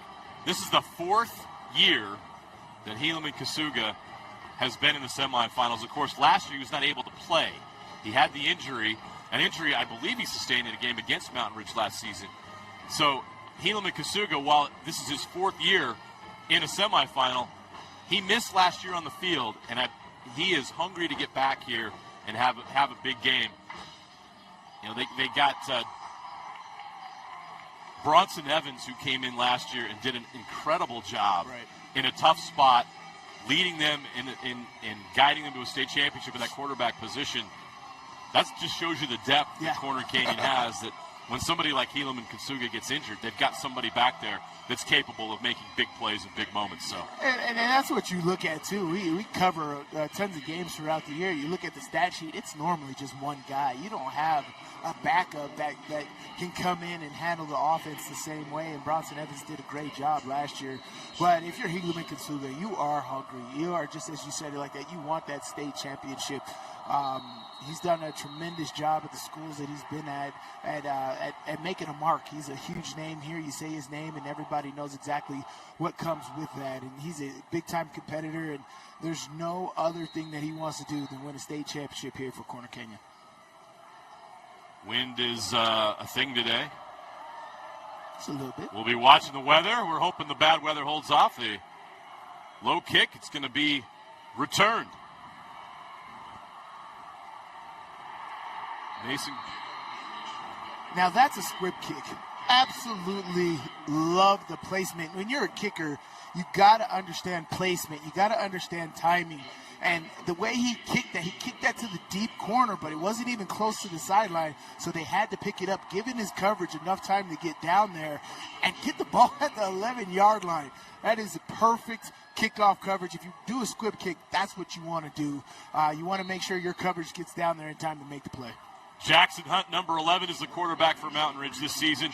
3,744 yards passing, 33 touchdowns, 9 interceptions. He's had a phenomenal junior season. He will be back next year for Mountain Ridge. He's been throwing that thing. He's going to throw it right here over the middle. Tipped, almost intercepted. Almost intercepted.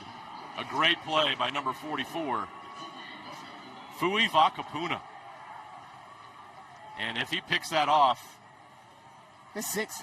He's probably in the end zone. That's 6. I think he saw the end zone before he pulled it all the way in. That was a good placement. I saw exactly what Jackson Hunt was trying to do there. Direct snap to the running back when you fake it to the quarterback. That's kind of crazy. Ashton Gates on the carry. Gates had a great game against Harriman, including a receiving touchdown. Yes. So Gates getting work in the backfield right now. They also have Zach Ofisa. And we'll keep an eye on that man right there. Oh. It's a good acting job by the center. I like that. Good job. You got to sell that, man. What game was that? Was it the Rams? Who did the Rams play last week? I forgot who. I think they played somebody. 49. Defense. Yeah. And to seal the game, they got the 49ers to jump off sides, and the offensive guard just flailed out. Yeah. And I was showing my wife that. She's like, what the heck is he doing? He's like, you got to sell it. You got to sell it. He might major in football, but he's got a minor in drama. 3rd down and 5 now. Little help for Mountain Ridge. Hunt will pass over the top. Too much on it, incomplete. And the Sentinels will have to punt. That's one thing that Mountain Ridge is going to have to understand. If these refs allow contact, which it is, it's going to be a physical matchup. Cohen Cunningham, not the biggest receiver, but outstanding speed. You got to understand, if you're going to get contact and it's going to be physical all game, you got to work that release or do like your center did and sell the hold. But it's going to be a physical game. Corner Canyon plays a very up-tempo, physical defensive backfield, and it's going to be hard for these receivers to get open. Diesel dart back to receive the punt. Diesel. Gets away clean. Nice high punt. Away from the return man and out of bounds. But Corner Canyon is going to have excellent field position for their first offensive drive of the game. Yeah, I mean, if people want to understand, I think we've been talking about it all year, is understanding the narratives of football, right? And being able to tell the story. And this is why you kick first in a game. You're able to establish the narrative early and often in the game. And as we saw yesterday, a field goal was the difference in a lot of the narratives in one of those 5A games that we covered. And so if you could start with the starting field position at your own 46, which is a favorable spot, that's huge for you to only have to drive 54 yards to score a touchdown. Helaman Kasuga, 2,976 yards passing, 34 touchdowns, just 7 interceptions. His first pass is outside to number 16. That's Kai Meza. You're going to hear his name a lot. He is one of Cal those. commit. He's Cal commit. He switched. He flipped. He's nice. headed to Cal now. Oh, we'll see if that holds. Kai Meza is very talented. He's a gadget guy. You can put him all over the field from wildcat to slot and catch the short passes and the long passes. Kai Meza's been in this offense, knows it extremely well, and is a huge factor in their success. So Corner Canyon has a two-headed monster in the backfield. That was Kingston Cooper on the carry, the senior. And then they have Weston Briggs, number 25. So keep your eye on number 24 and number 25. Briggs is in now, and he's going to get the next carry against that tough Mountain Ridge defense, and he's got a first down on 32. And this guy's been running tough for the last couple of years that we've been covering him. Absolutely love the way he runs the football here. And you got to commend this offensive line. Look at that surge, right? Reestablishing the line of scrimmage, making that an easy first down pickup. It's an elite group, obviously, along the front as well. Briggs. Good job by Mountain Ridge up the middle. Not many teams in the state have been able to do anything between the tackles against Mountain Ridge this season. This defense is tough, but obviously Corner Canyon is a different beast. Yeah, they're tough across the board. They got a couple two-way players, especially their star Titan DeYoung. He plays an interesting role of outside linebacker and also rushing the passer. Kasuga will pass, so they set up a screen. It's tight. And they are able to pull him down. Yeah. Easton Stubbs on the tackle. As you said, Kai Mays is that guy that all the different plays from the screens to the reverses, the switch routes, the screening goes, you run it with that guy right there. 3rd and 5. Helam and Kasuga connects. Outside, that's a first down. That's Jashawn Mayberry's first catch of the game. The transfer from Lone Peak.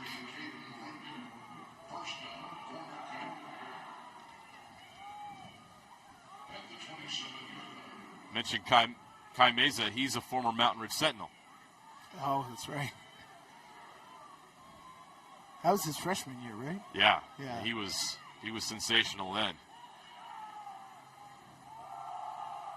Running room for Briggs, fighting his way to the 20-yard line on 1st and 10. His right off tackle, beautiful design. Look at the offensive line. The way the offensive line works together and crashes down makes that edge so sharp for Briggs to come down off of, and those linebackers have to engage and get off really quickly in order to make the play. Kasuga will pass. Open over the middle. Catch is made. That's Zay Morris, the Roy transfer. You know, there's something that I've noticed in the last, 8 years we've been covering Corner Canyon is at the start of the game, it's not like they're just blazing. You know, they're just throwing it deep and making it happen like that. They really take their time and methodically move down the football field. And then when that second quarter, third quarter hits, that's when they really open things up. So very methodical, very tactical at the start of the game. And I think that is all game planned by Coach Kerr. Wear you down a little bit and then hit you over the top. It's the old rope-a-dope. You know, I know kids don't know about rope-a-dope with Muhammad Ali, but you want to wear your opponent down a little bit and then hit him with some haymakers. Let's see, spread 2x2. Kasuga, QB run up the middle. Touchdown. Kasuga into the end zone. Touchdown, Corner Canyon. The Chargers strike first. And that's the up-tempo, right? That's the no huddling and not letting the defense be able to really understand the moment. Because when you're playing defense, it's not just lining up against somebody that you have to worry about. You have to, okay, what is the down and distance? Where are we at on the field? What is the likelihood of what play going to happen here? And the up-tempo doesn't allow you to go through your defensive progressions. And I love Corner Canyon's call right there of the quarterback draw. As I said, it's 2x2 spread. Spread the defense out. Defense has to align on it. That's first in your progression. And then you run the QB draw right up the middle where there's nobody at. Touchdown. Great run, great blocking. Allow the defensive guys. Absolutely awesome blocking job right there by Robbie Whalen. He did a chip block on the one technique to get him out of the middle. Weston Briggs leading the charge up the middle on the linebacker, and Helam Kasuga using his vision all the way to the end zone. 7-0. It's nice when you have a 54-yard field. That's something we're going to have to note, too, is their average starting position on offense in this game.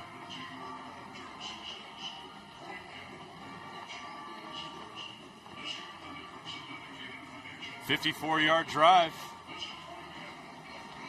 And 32 rushing yards, 22 passing yards. A nice balance on that drive. It started with that kickoff. Yeah. We talked about the squib, right? Just because Mountain Ridge was able to start at their own 11, they got a quick 3 and out. And when you punt, a good punt average is what, 45, 46 yards? So 45, 46 yards from there is only on your opponent's 45, 40-yard line. So that's right where they started, and that's just exactly how you want to do it. So be aware of how this kickoff is if they do another squib kick and where Mountain Ridge starts. Because if you want to play the field position game and flip the field in special teams, I don't think people understand how important that is to one, play calling and controlling the narrative of a football game. What's this Raiders stuff got going on in these playoffs? They sponsor the UHSA events. Really? Oh, I like it. Welcome the Vegas Raiders to Utah. They're trying to. Where's your Broncos at? Earn our loyalty love. in this market. It's not going to happen. Trying to earn our fealty? Not going to happen. Go Broncos. Go Broncos. Going Cunningham on the return. Again. So now Mountain Ridge, after 3 and out's got to figure some stuff out, Sly. Oh yeah, but that coverage again on special teams, and I'm just like Coach Witt, and I played a lot of special teams in the NFL as well, and I understand how important that is and what that special teams unit just did. They made the kick return unit not block well. Kickoff return is hard already by itself, but if you have an aggressive kickoff team and forcing the pressure, you force Cohen Cunningham right into a corner right there, and only to get to the 14-yard line. Jackson Hunt will hand off. Mountain Ridge trying to establish the run. It's a good 5-yard pickup. Gates again. So a 6-yard pickup. 6-yard pickup on first down. That's nice. All right. I always notice where Titan DeYoung and Cohen Cunningham is when you're on the field here. Back to Gates again. Nice. 2 yards short of a first down up to the 22-yard line. Have not seen Zach Ofisa yet. Number 7's on the sideline right now. Stays on the sideline. Zach Ofisa is their short yardage back, and he gets it done. Has great vision inside the tackles, which is very hard to do, but he does a tremendous job. And now on 3rd and short, watch the QB keep here. They empty the backfield. Hunt throws. Catch is made. I don't think he got there. That's Cohen Cunningham. He's Great about pursuit. a yard short here, so it's going to be decision time here. And this is where you put Zach Ofisa in. They're going to go. And they're going to go for 4th it. and 1. They're going to go. Watch QB lead. Got to get him to jump here.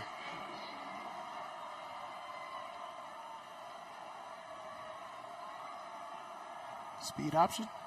Chargers load the box. Nice. Get upfield. Nice. Dumas gets upfield. He gets the first down. They go to their trusty tight end, who's had a great season, Graydon Dumas. Yes.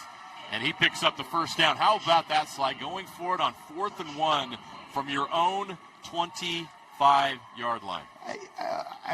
We say it all the time, especially in the playoffs. When you get into these tough games, you're going to have to make these tough decisions. And not only make tough decisions, you're going to have to convert. Your team has to believe in your coaching that you're wanting to win and do everything that you have to win. Corner Canyon is, again, a team you do not want to get way behind on. You do not want to play catch-up against Corner Canyon, and this is how you do it. You stay aggressive. You do very methodical play calling, and that was a great 4th down play call and conversion there by Mountain Ridge. 2nd and 8, Zach Ofisa now in the backfield with Jackson Hunt. Hunt will pass. Pulls it back. Don't be afraid to throw it away. Rolling to his left, he's going to throw it away. Under pressure, he had no choice. Very good. Now you got 3rd down and 8 here. It just sucks because the margin for error against Corner Canyon is so small. Yeah. And so you don't get nothing on 2nd down, and now it's 3rd down and long, and it's just like, ugh. It's empty. 3rd and 8. Hunt's got a great arm. He's Yes, going to he need it does. here. It's a little windy out there. Doesn't feel like it's enough to affect the passing game, especially with his arm strength. Good pocket here, throws, catches made, can't get upfield though. Stopped at the 35-yard line. This is decision time too. They're going to go for it again. What did the analytics tell you, JJ, before coming in here? The analytics say go for it. 4th and 2 from your own 35. Here's the thing too that we haven't seen, and what's this penalty? Couldn't be a legal substitution. Seems more of a stop and play for some reason. Yeah. Illegal defense, number 10, 15-yard penalty. Oh. Results in first down. That's a great way to pick up a first down on 4th down. It said illegal, was it illegal communication, like he barked and talked and tried to get the offense to jump, or was it I just missed his description on the call. I apologize. An equipment issue? Either way. It's a 15-yarder. That's what I'm saying. That's a 15-yard penalty, and Mountain Ridge is at midfield. That's significant. Yes, it is. That was 4th down. Not only 4th down, you're now 50 yards away from a touchdown. And again, Jackson Hunt's arm is absolutely amazing, so we're going to see something on display here. 1st and 10 from midfield. Hunt throws over the middle. Open is Dumas. The tight end, Graydon Dumas, is down to the 30-yard line. The Sentinels marching down the field here and gaining confidence as they do it. That's a 20-yard gain. Yes, it is, and here they go up-tempo, and you got Zach Ofisa in the backfield. You get a big gain like that, you stay on the attack. That's exactly where they go, and they got a little bit more room to run, not much. Ofisa's up to the 25, but that's a 5-yard gain on first down. I like that. This is good play calling right here. That RPO game is all about Jackson Hunt's pre-snap reads. That wasn't completely open, but that was I think Scott Mitchell always said you can never beat a bad throw, a great throw. If it's a great throw, you can beat any coverage. And that was just an amazing throw right there by Jackson Hunt. 2nd and 5. Hunt will throw again. Looking to the outside. Throws it incomplete. Wasn't there. Yeah. He's working the short side of the field there. You know what's interesting? We haven't seen one target to Titan DeYoung. Right. And he is your guy. He's the guy you want to get to early and often. Titan DeYoung, number 1 for Mountain Ridge. At the top of your screen there. One of the best players in the state, and he's just a junior. That's a false He's start. at the top of this formation. Now we got a false start. And now that 5-yard gain on first down disappears. Dead ball, false start. Offense, number 52. 5-yard penalty. Remains 3rd down. Now 3rd and long.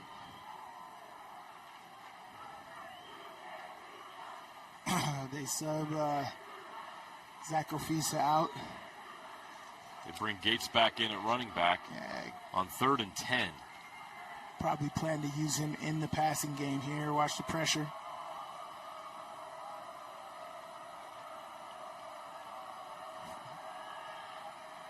Hunt. Incomplete.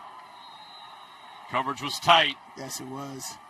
That ball needed to be a little outside. The defender was outside. I don't know if it was designed for an inside route, but the way the defender covered that was absolutely terrific. The quarterback needs to adjust and put the ball where the receiver is out there, because that could have been a nice back shoulder with the defender not looking. But here nor there, it's 4th down. And with the wind, you don't trust the kicking game, I'll tell you that much.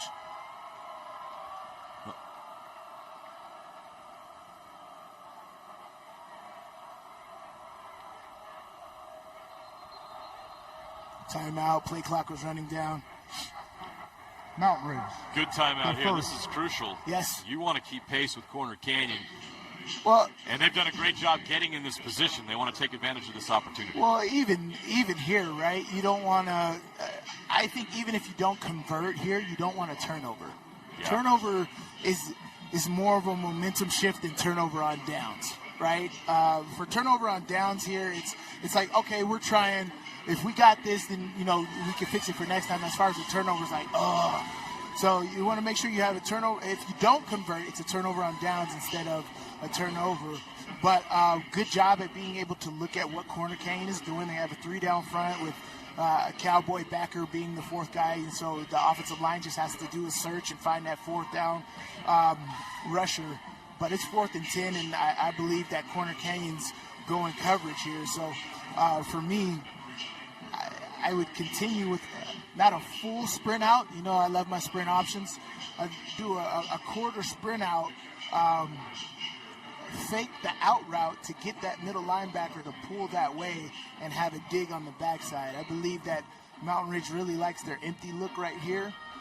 So I would chip with my 3 receiver here to make sure that DN stays tight, have him go out to the flat, have my second receiver do an out route, pull that linebacker out of the middle and run a dig on the backside, and should be wide open.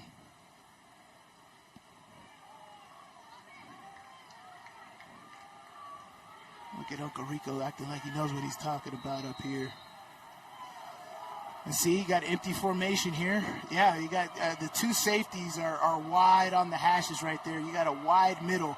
If you can get your slot receiver to get behind the linebackers in the middle, you're going to be nice. Hunt on 4th down. Take a shot over the middle. Incomplete. Into coverage. Could not get it over the safeties. Well, that's where he was looking.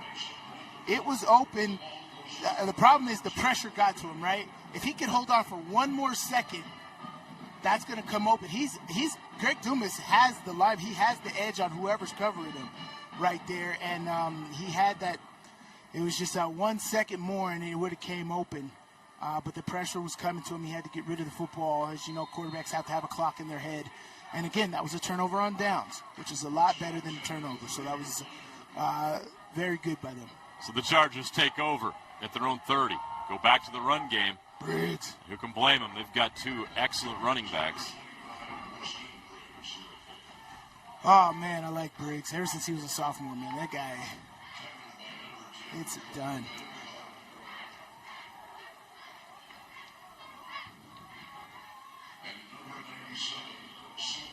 He was thrust into action last year as a starter due to injury and thrived and was All-State. Had another All-State type year. We'll shake and bake there. I don't know if that offensive tackle. Zay Morris with the first down. Offensive tackle was pulling. I don't know if he was on the line of scrimmage. You're going to have to look at that, the left tackle, see if he makes sure he's not too far back. He's doing Jawan Johnson. Is it Jawan Taylor or Jawan Johnson from the Kansas City Chiefs, where he's never on the line of scrimmage? Got to make sure those offensive linemen are all on a rope there. He's good here. 1st and 10 from the 44. Kasuga will pass. Over the middle, takes a deep shot. Too much on it, incomplete. Yeah, that's interesting. Yeah, he had Kai Mesa open on the corner route up there, but he did have Mayberry on the go. Just timing was a little off on that. 2nd down and 10 here.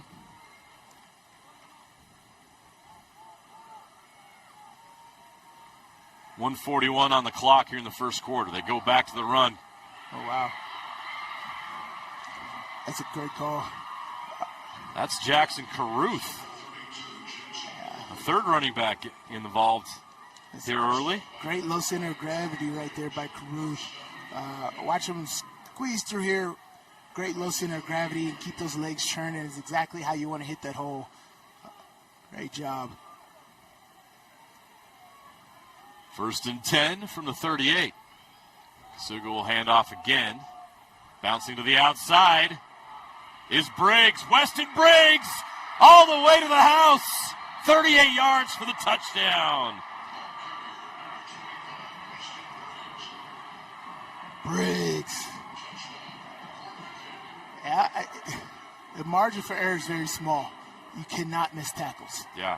You cannot. And the game plan here, Coach Kerr done an amazing job. Attack the edges, right?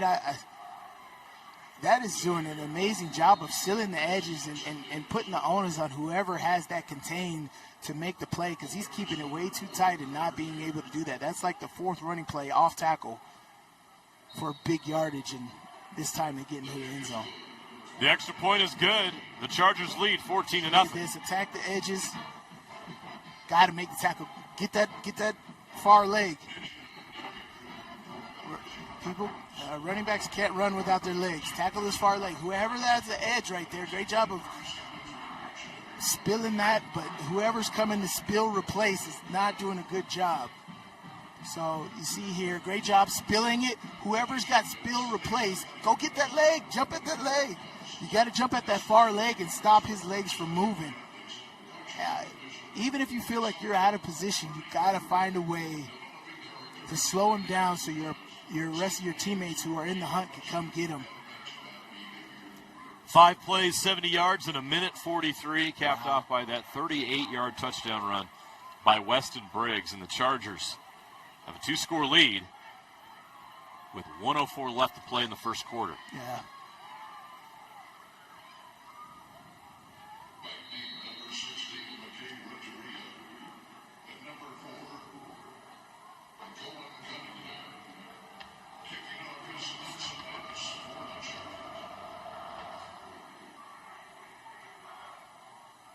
I'll return this. Trying to find that lane. Cunningham has a lot of speed, but it's not there.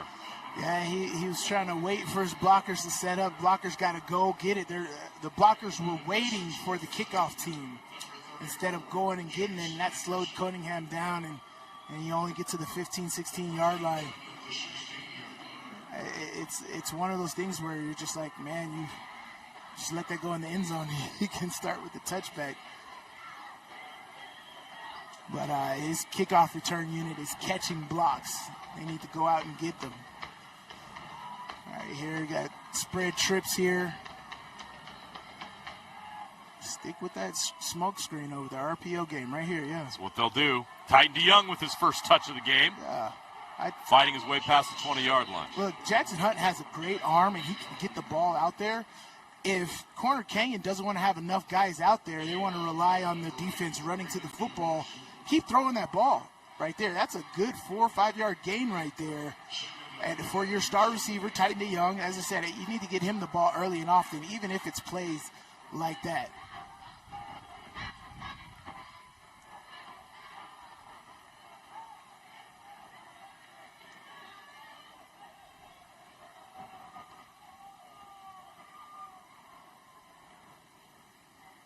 Oh. Ball's loose now. A fortunate bounce there. That was. But a lost play. That was kind of weird, wasn't it? Second 5. That was very weird. It kind of squeezed out there into the air. I want to know what happened with the exchange. Let's see another look. Oh. Yeah, it just bounced off the turf. Did it, or did it hit somebody's foot? That was an aggressive bounce. That's nuts. That was very aggressive. Well, but right into the hands of Jackson Hunt. So fortunate for bounce. that to happen, considering the alternative, that was a fortunate bounce for the Sentinels, but a lost play, and now it's 3rd and 4. Right. You can't afford stuff like that against this Chargers team. They'll punish you. Shoot, they got a 5-man box here. I'd run it again. Hunt with time. Takes a shot deep. Great position. Intercepted. Terrific play on the ball. He's got a shot. He gets all the way back to the 25-yard line. That's Joaquin Rodriguez. Yeah, that was the senior DB. That was an errant throw. That was Jackson Hunt trying to win it all right there. Titan DeYoung did not have position.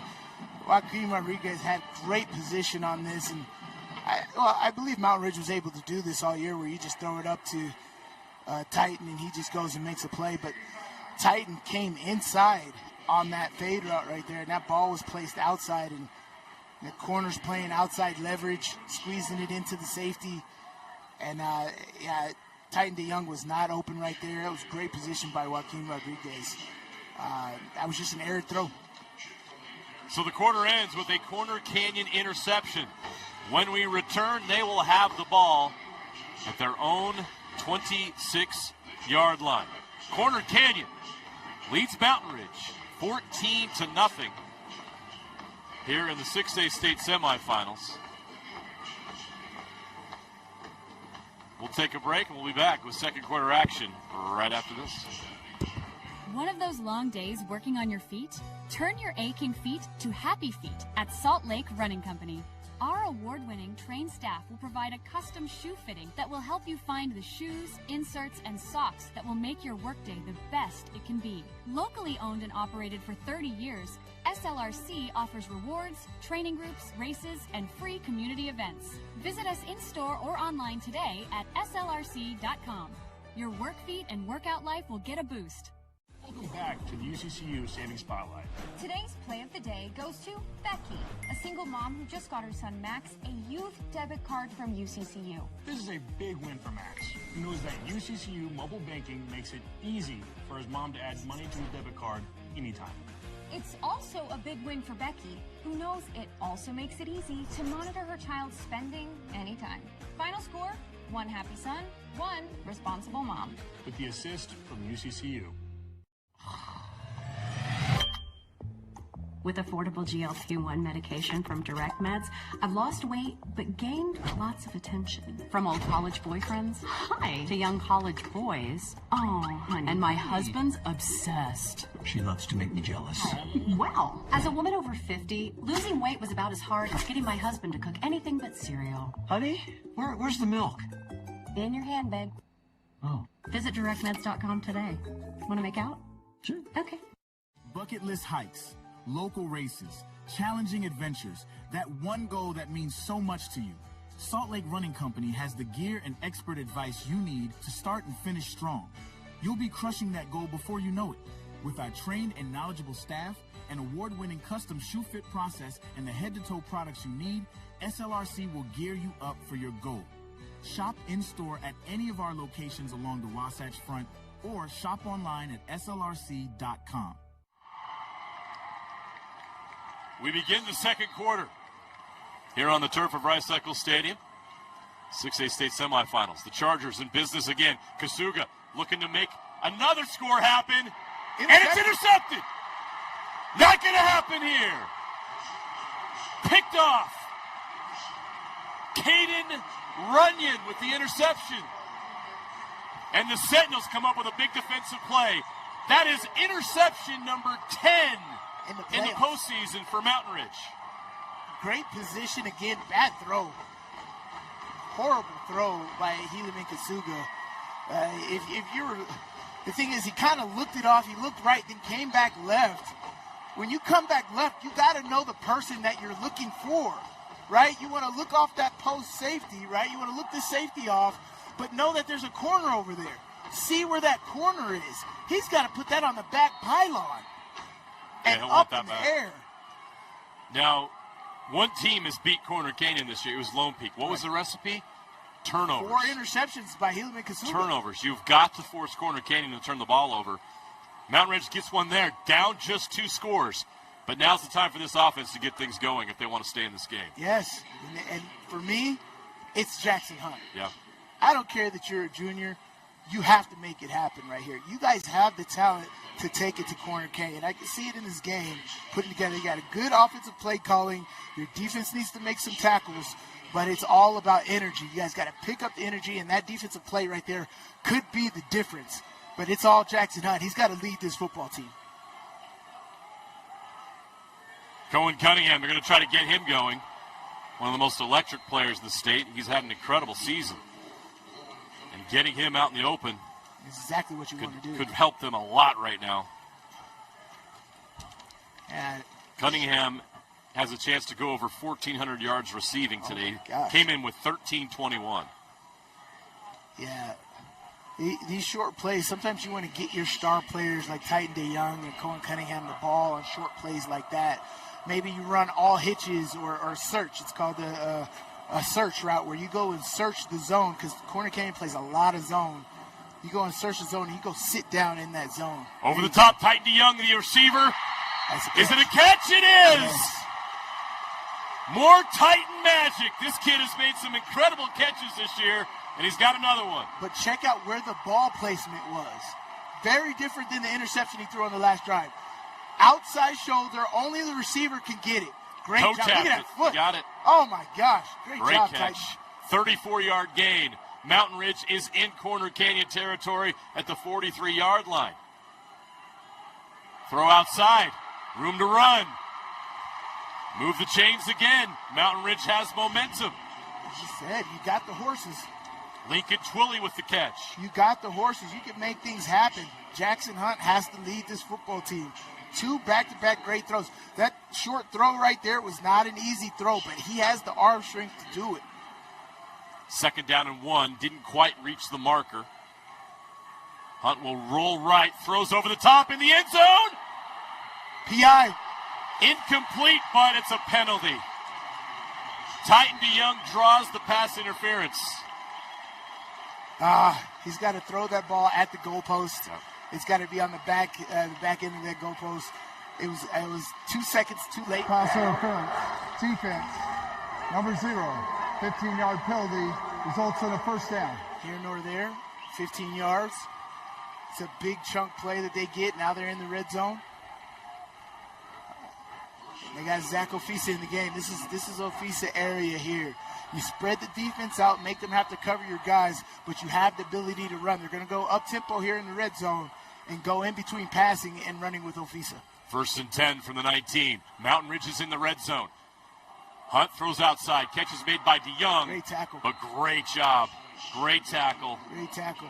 Rodriguez again. Yeah. He had the interception. Joaquin Rodriguez with the stop. It's a short gain. Yeah. Up to the 17-yard line. Yeah. And no substitution here. You got to understand the box that you're getting from Corner Canyon.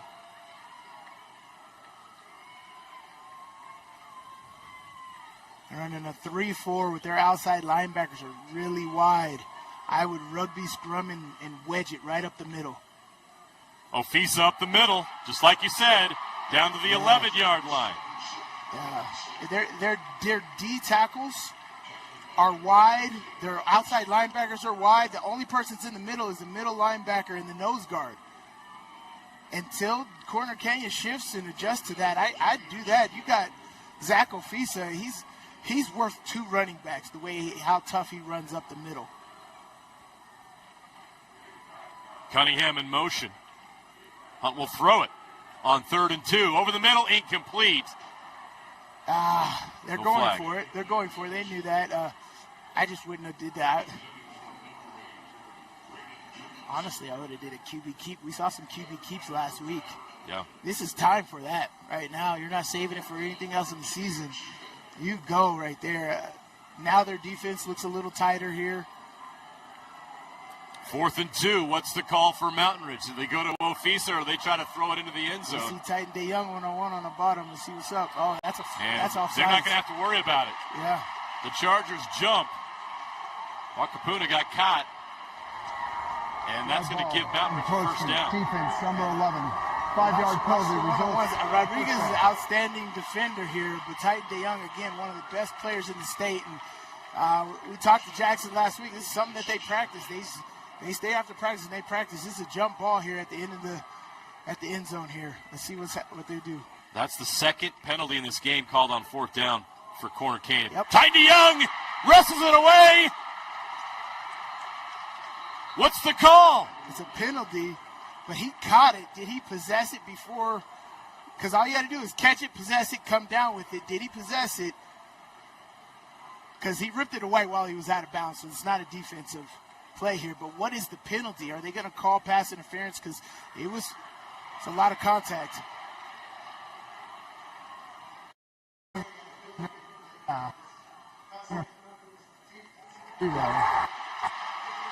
Yeah, all the contact was while the ball was in the air, so that is definitely pass interference.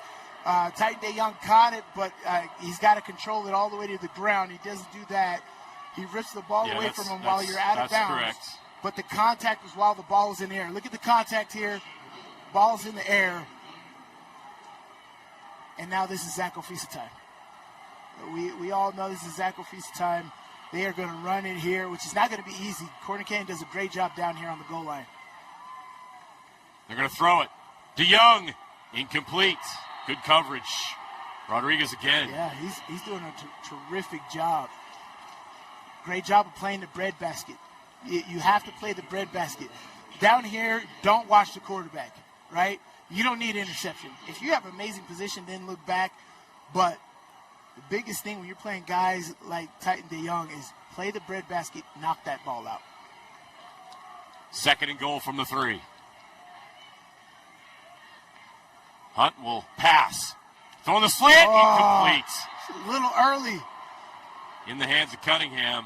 And that's timing, right? Cunningham, he just set his guy up too long. Yeah. Here's the thing is when you set up a guy, you have to read his tempo. If he's where you want him to be, don't waste time. Get right into your route. If he's not where you want him to be, set him up to get him where you want him to be, then go. But if he's already there, go. And Jackson Hunt was looking for Cunningham to be there a lot sooner. 3rd and goal from the 3. 3 consecutive incompletions after starting this drive 4 for 4. They're going to go to Ofisa now. Ofisa fighting his way. He's not there. He did not still get it. going. Still going. Touchdown. Still fighting. Touchdown. He never gave up. And the Sentinels are on the board. What an effort by that offensive line and Zach Ofisa to get across the goal line. I mean, I would have did it on 1st down, but, I'll take it. It put 6 on the board either way. Yeah, great effort. As I said, that's Ofisa time. A great short yardage back. He has amazing vision in between the tackles, which is not easy to do. We saw it last week. He does a great job of getting north and south, and he has big legs to power himself through the end zone. The extra point is up and good. Mountain Ridge cuts that deficit in half. Watch the fight on this replay. Sorry, that was that. Yeah, they took the extra point off. The extra point does not count. No good. Great job. Great effort here. Great job. Push everybody on that offensive line. Big guys on that offensive line. Everybody's pushing. Never stop. The whistle never stopped. You don't stop. Great job by Zach Ofisa. Watch this offensive line here. Help him out here. Come on. Everybody go. Everybody go. Yeah, that's what a an great effort. job. That is some tough running. Kayla. Yeah, I spoke with head coach before the game and asked him about his quarterback Jackson Hunt and said, what does his leadership look like to this team? And he said, they go as he goes. With his mentality and with his approach throughout the game, they really buy into him and they would run through a wall for him. Coach could not speak higher of his quarterback and praised his leadership on this team, and we have seen that leadership today on the field as well. You have. You mentioned it's like he's got to be the guy. He's got to lead, and in a game like this, it's a big moment. When you're a junior, you haven't been here before, but as she mentioned, Coach Robbins has seen that leadership in him. We talked to him, in the playoffs before a broadcast last week, and he talked about how in the first game, things did not go well against Skyridge, but the team played well. Yeah, and we saw that. He recognized in that game, look, that was Jackson's first start. Right.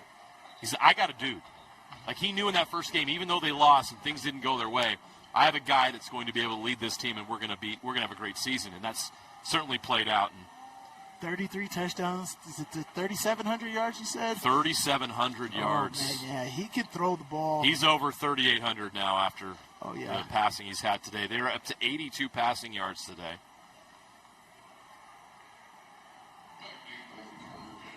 How about 2 of 3 on 4th down? The gambler mentality today is paying off. It has to. Go for broke. You have to beat Corner Canyon, right? You're going against top-tier opponents like this. The margin for error is little, and you have to be able to take risks. Make tackles. Finally get the runner down. That was...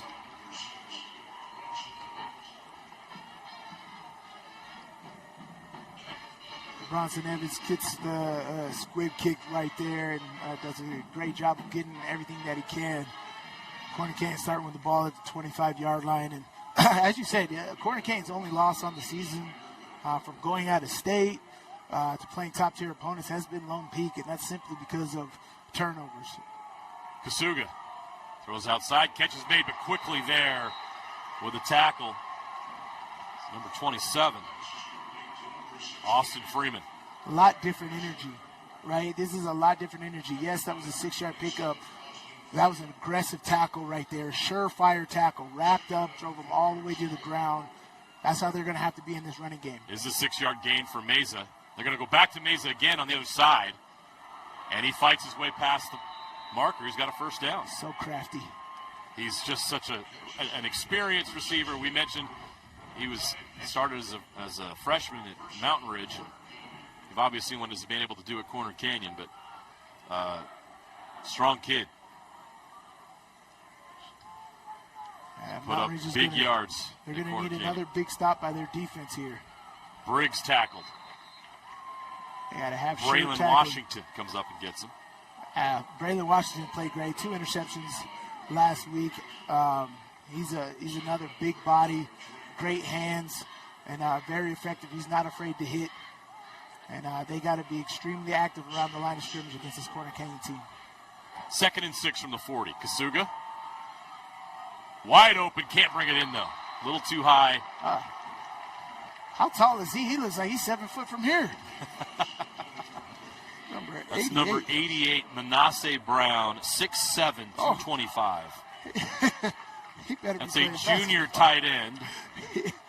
And you see the physical stature stands out. There's a lot of potential there. I'm like, he looks 7 foot from here. That's Jimmy Graham right there. 3rd and 6 from the 40. I bet he's a basketball convert, and he's a project that Coach Kerr's trying to take on because he looks extremely athletic. Probably going to have a big year next year. Kasuga throws right at the first down mark. He might be slightly short. He's slightly short. Zay Morris with the catch. It's going to be 4th down in inches. And they're going to go. Briggs. Yeah, you bring that Weston Briggs is in. They'll still spread them out a little bit. Let's see how this goes. If Mountain Ridge could get a stop here,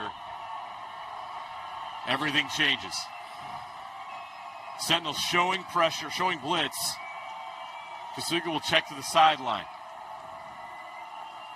They're going to take a timeout. Good timeout. They had a run blitz on, but I thought they were going to run away from the blitz, which is what you want to do. You want to throw at the blitz, run away from the blitz. And I would have been certain that they would have gave the ball to Briggs right there.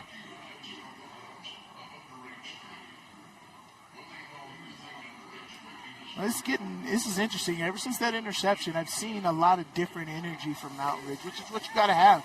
This is a state playoff game, right? There's no other games after this. You got to think that there's no other games after this. You got to put it all on the line today, and that's what Mountain Ridge has to do, and that's energy. That's even if you make a mistake on the offensive side of the ball, you got to go make that tackle, save yardage, give your defense a chance, right? If you're putting your other phase of the game in bad predicaments, bad positions, you're not helping your team out. And again, we can't say this enough. This is why football is the ultimate team sport. It takes everybody, right? And, nobody's going to be perfect in football games. Mountain Ridge has had an interception. Corner Canyon has had his interception. But how do you handle those things is the difference, man. So very excited to see how this game ends. It's not out of reach at all for either team here. So Mountain Ridge has to continue the energy. Corner Canyon has to continue with the methodical, technical execution that they have presented all season. And it starts with this 4th down.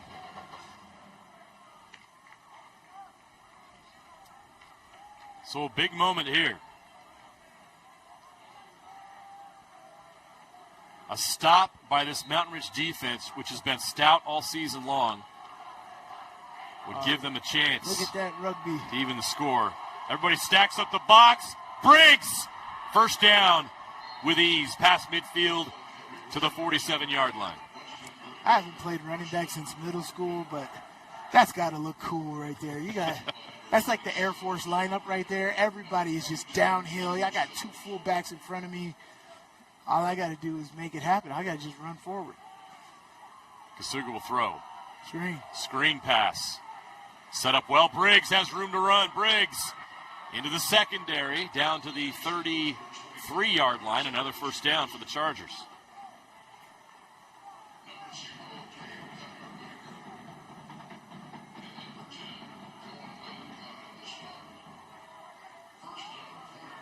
Under 6 minutes to play. 5:30 and counting. Kasuga will throw again out in the flat. Meza with the catch. Meza turns the corner. Wow. Kai Meza inside the 20 down to the 12-yard line. They're going to mark him right at the 11. You see the speed of Meza. Oh, my gosh. Watch how he turns this quarter, folks. Speed right there. Oof. I see if we can get the overtop view of that. That is absolutely awesome how and he's a able lesson to the turn young that receiver corner. slide. Catch the ball, get upfield. Yes. Go. Yes. They don't know how important that is. Don't mess around. Jukes ain't doing nothing. Get your butt upfield. 22-yard gain back outside Zay Morris this time. Morris has a chance to get in. He's cut short. Down inside the 5, down to the 3. Zay Morris was on this turf last year with the Roy Royals in their run to a state championship game. Runner-up finish.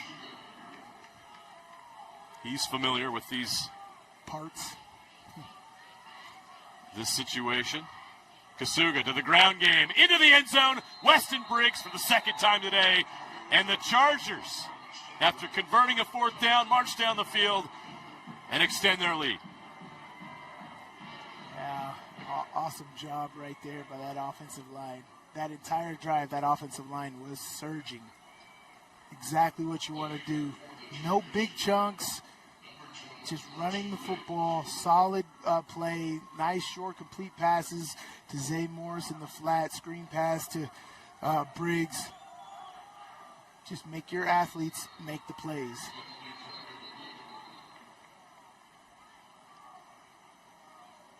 What's this whistle? Right here. Look at everybody reestablishing that line of scrimmage.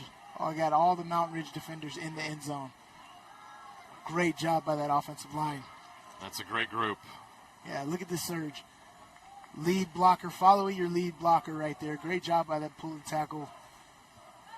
Leading up in there, making contact, and Briggs following right behind, right into the end zone. This is a long penalty for an extra point. I wonder what happened. Let's see here. The result of the play after is good. Personal foul, leveraging defense. That 15-yard penalty will be assessed on the kickoff. That was the discussion. Do you want it here or do you want it on the kickoff? And Coach Eric Kerr decides we'll take it on the kickoff. They'll take the points. Yeah, I mean, the way that Coach Kerr's kickoff team is running down the field right now, you do another good squib kick, you're going to pin these guys inside the 10-yard line.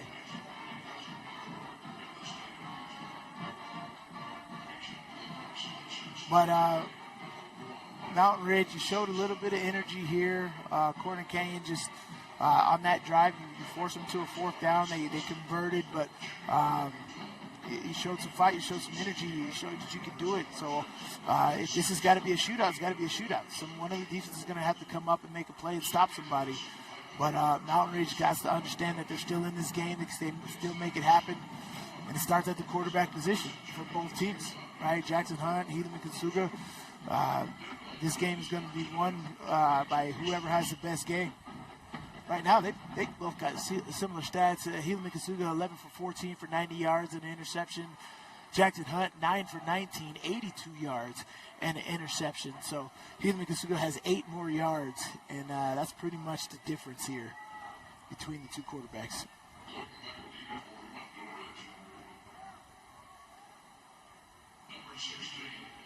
Yeah, that's a big penalty. You're kicking off in their territory.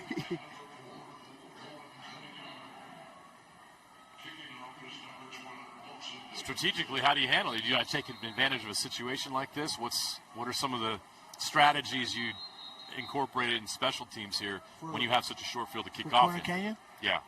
Nothing. Just kick it through the... I mean, you just kick off. There's nothing special. Unless you want to sky kick it or squib kick it here. But you just kick this off. And that's all they're going to do. Yeah. He hit the goalpost, which was pretty cool. He won that bet.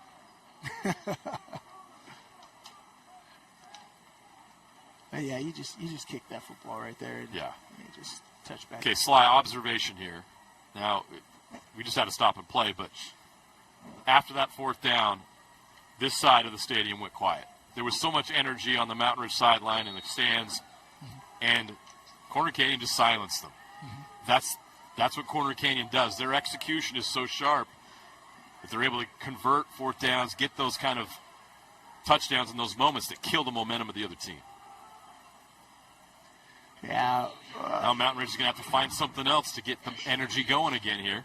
They got time, 4:40 and counting here in the first half. Yeah, I agree with you. There's complete silence here on the west side of the stadium, but for me, Corner Canyon is just their consistent ability to not be rattled. Yeah, okay, you scored, so what? You get a team that dominates like that, and they face even a little bit of adversity, and they don't move, they don't adjust, nothing happens, and they just go right back to business, and that's exactly what you've seen on that last drive. It's right back to business, marching down the field. Helaman-Kasuga throws an interception, so what? Right back to business, and I'm telling you, in football and sports in general, if you have a short memory like that, you'll be more successful than anybody else.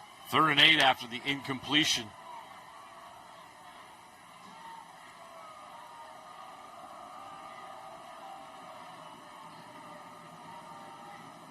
From the 22. Jackson Hunt will throw outside. Catch is made by Dumas. Get upfield. And he's there. He's got a first down. That'll move the chains. Yeah. That's a great job. I mean, as a thing, I'm noticing that. I'm just like, they're playing off. Yeah. If Corner Canyon's playing off like that, Jackson They're Hunt. respecting his arm. Yes, he has an arm to do that. Yeah, you guys, that much soft coverage. Get your guys the ball and get upfield. Now they'll try to build some momentum again. 1st and 10 from the 32. They're going to go to the ground. Gates. Not much there. A couple of yards. Not a bad play. Not a bad play. That's just great individual effort by Corner Canyon getting off blocks and making that happen right there. It's game plan, right? You see the formations by Mountain Ridge. They are spreading Corner Canyon out. They want to make that middle light. If they make that middle light, you're going to have routes that come open over the middle, and you can run the football. Titan DeYoung with the catch, fighting for more yards, gets close to the marker. I think he's got it. Yeah, he's a little short. But that is, oh, no, they give it to him. Nice. Yeah, they're going to put him at the 42-yard line and move the chains. But that was the extra effort by Titan DeYoung to pick that up. Amazing job right there. Gain of 8, 1st and 10. Again, if they're going to play soft coverage, take advantage. They got a linebacker that's running underneath. Back to the run game. Gates again fighting for more yards. Yeah. Hasn't been able to break one yet. A lot of 2- and 3-yard gains. A 3-yard pickup right there on first down is not bad. There's a lot of different versatile things you could do on offense right here. You're getting one-on-one with Titan DeYoung down here on the bottom. You might take a shot at that. They just pull the safety over there, though. Rolling right is Hunt. Pressure comes. Now he's going to cut it up and run. Now he throws. Titan DeYoung's got it. Fighting his way to another marker for a first down. Great job. How about the effort by Hunt? Yeah. And we talked about quarterbacks crossing that line of scrimmage before they throw. He was right there on the edge. He knew where it was. Last night, yeah. That came up in our 4A semifinal last night, but he stayed behind the line of scrimmage and made that throw. Hunt throws again. Going to DeYoung, bounce up in the air, incomplete. Yeah. Fortunate that didn't end up in the wrong hands. Where was the ball on that? That was too far inside. You got to go outside. You got to make it to where only the receiver can get it. Titan DeYoung is short and outside. You got to put it on his back shoulder right there. That ball was inside, and they have a guy over the top of DeYoung. If you're going to throw it to him, understand that they got a safety over the top. So that ball has to be low and outside. Great coverage by Josh Harris. 2nd and 10 from the 47. Hunt throws. Oh, dropped.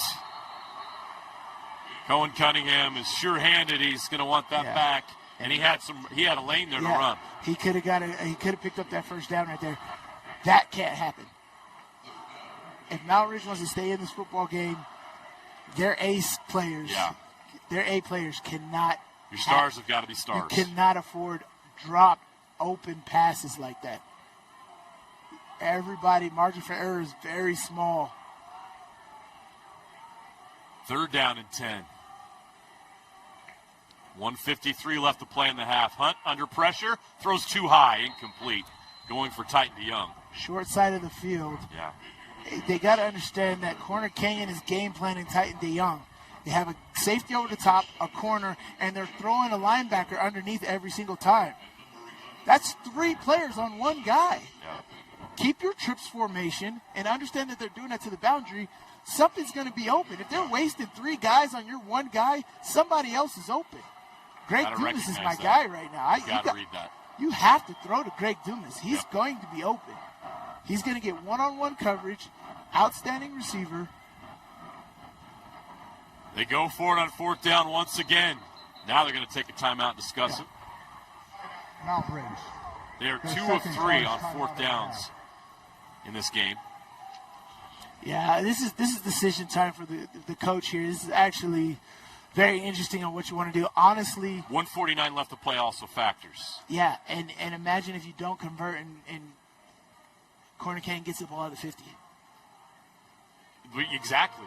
So, and remember who gets the ball first to start the second Corner half. Canyon. Right. Do you want to pin them deep and bet on your defense to prevent them from scoring in 1:49? In 1:49, I would. Or do you... I'd play the game. Yeah. Play the game. You got halftime adjustments that you can make. I understand what's working. I understand who's going to be open. See what Corner Canyon's doing. As I said, Corner Canyon is throwing a guy underneath. And while you have a cornerback and you have a safety over the top, that's 3 guys. Okay, offensively, how can I take advantage of that? Where can I do the spot route? Can I have a short guy come all the way back over to the short side of the field from that trips look to take advantage of that vacated linebacker and have a guy do an over route to the vacated safety right there in the middle. Easier throw for the quarterback. Look, great decision here. I would have done the same thing and punt this football. They're going to bet on their defense. You're right. A short field would be you're just handing them a touchdown, in my opinion. They got a much better chance of keeping them out here. 1:49 to play. That Mountain Ridge defense is good enough. They'll try to pin them deep here. Good punt. Good punt. Good Fair punt. catch is made Yeah. at the 7-yard line. Yeah, if I was him, that with the wind blowing, I wouldn't have caught that. I would have faked it on the other side. They punted over there and had that ball roll into the end zone. That would have been hard for the coverage team to try to grasp right there. That was a great punt. As far as the distance, it's exactly where you're wanting your opponent to start right there. But now it's up to this defense, right? You let them drive down the field. You got to understand Corner Canyon's mentality is, I want some points before halftime. So they're going to be aggressive. Now, defensively, you have to be smart and technically sound and understand what your assignments are and tackle the catch. There can't be yak yards after the catch or yards after contact. You have to tackle here. 1st and 10, Corner Canyon at the 7. Helaman Kasuga quarterback run. Up the middle. He's got 1st down yardage. Past the 15 up to the 17-yard line. I want to see Coach Kerr play chess. He's such a methodical and thoughtful dude. Like I just want to see exactly what his I bet he's really good at it. Yeah. Clock's running. Kasuga on the screen. Yeah. They're moving the ball here. Clock runs. Zay Morris with the catch and run. They're moving the chains. And now the clock runs again. Under 1:15 to play. 1st and 10 from the 27. Kasuga. Pressure comes. Stands in the pocket. Throws. Catch is made. Past the 40-yard line. Lucas Jackson with the catch. His first of the game. They're moving, but the clock is against them. They do have 2 timeouts. Kasuga fakes, throws. Briggs has the catch, but he's a little off balance, and they push him out of bounds. You got to keep him in bounds. That's a gift to Corner Canyon. The clock will stop without having to use a timeout. Now they can huddle. 46 seconds left. You see, they got 2 timeouts, 46 seconds.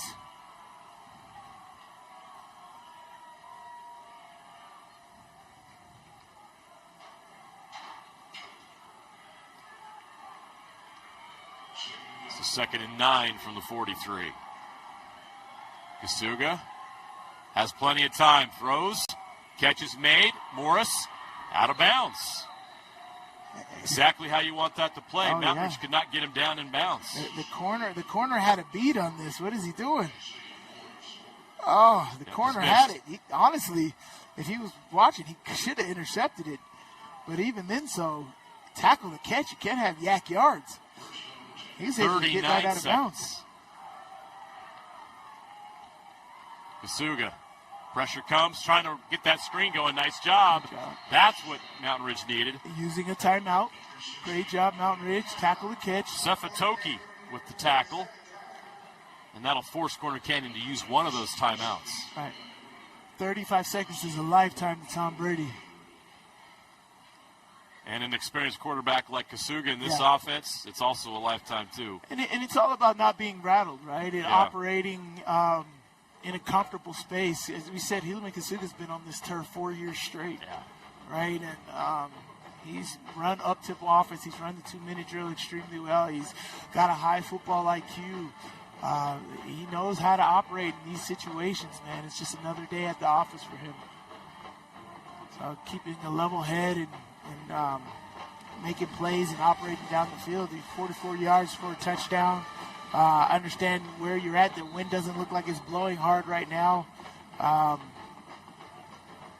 You can make a 50-yard field goal here, I believe. Yeah, the wind is blowing. It looks to be a little bit north. And favorable, too. It's favorable in that direction. And they've got time, 35 seconds. It'll be 2nd and 10. No gain on that play from the Mountain Ridge 44-yard line. Kasuga fires. Open, incomplete. Yeah. Mesa wasn't ready for it. Yeah, I don't know what the defense is doing. The defense has to be aligned outside. You know that Corner Kane's going to do outside routes. They're not working the middle of the field. The Corner Cane does not want to work the middle of the field right now. They want to get out of bounds. They only have one timeout left. They want to get a 5 yards here. They want to get 7 yards here, a chunk here, to where they can get in position to where they're just outside the red zone fringe and they can take shots at the end zone. 3rd and 10. It's another short pass here. Kasuga, 3-man rush. Plenty of time over the middle. Briggs with the catch. Can he bounds. get to the marker? He can. What an effort by Weston Briggs to pick up the first down, but the clock will run unless they call that timeout, and they do. And they do. And so now I believe that they're in field goal range right here, right? Yes. So now what you do is you can take shots at the end zone, right? Even if you land in bounds, you have enough time to down it and get a field goal if you need to. But now I believe Coach Kerr will take shots at the end zone. I think they can make this. This would be a 40-yard, 50-yard field goal right here. This would be a 50-yard field goal right here, which I believe they can make. I think they're getting a little assistance from the wind. The wind is blowing a little bit to the west, to the bottom of the screen. But I would take shots at the end zone here. The only ones that will be in bounds are surefire 30-yard completions. I'd have to get all the way down to the 5-yard line for that completion. So you're going to get a deep post route here. Otherwise, it's going to be all outside. You have no more timeouts, and you have to be in position to down the football. So look for, let's see. They're going trips here for watch for double posts by the two inside receivers on the trip side. Double post routes by the two inside receivers there. Kasuga. Switcher out. Downfield, throws, takes a shot in the end zone. Almost an incredible catch. Wow. By Jashawn Mayberry, but he cannot bring it in. Great effort. You were all over that slide. Take a shot, and they did. I just don't understand what the defender is doing. You just took a timeout. Situational football. I know Coach Peck is preaching that. They're taking a shot right here. And now that the clock is down, I think that they're going to – you have to be aware of them running the football right here to line it up more in the middle of the field. No timeouts, though, for Corner Canyon. Or a short pass right here. Kasuga taking up time, throws to the sideline. Yeah. They're going to get out of bounds, and that's what they're going to do with 8 seconds left. Yeah. And they might take one more play, but everything's got to be to the sideline. yeah, this has to be a shot at the end zone. Coach Pick, you got to understand they're taking a shot at the end zone.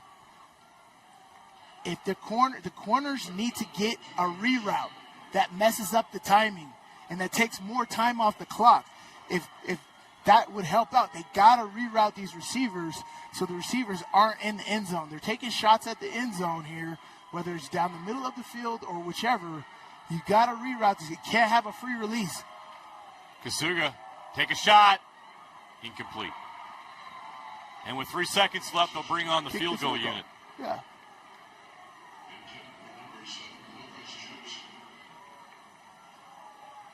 Yeah, and that's more of these young guys just understanding the game, understanding what the opposing team wants to do or has to do in these situations.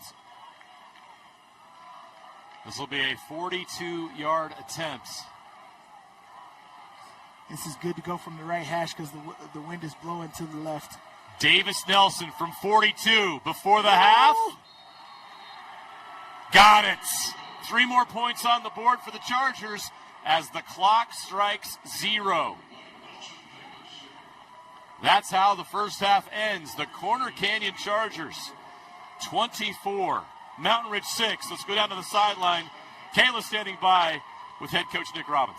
Hey, Coach, looking at that first half, what do you think is going well for your team, and what adjustments are you going to make? I think our defense is playing really well. I think they're getting a couple stops. On offense, we just got to finish drives. I mean, we're making plays. We just got to finish, catch the ball, block, tackle, just the things we got to do. So. And how do you keep the energy and fight up with your team against a really competitive, strong team like that? Yeah, I mean, these guys fight no matter what, so we don't have to really coach them up about that. They always be ready to go. So. Thanks, Coach. Thank you. Caleb, thank you.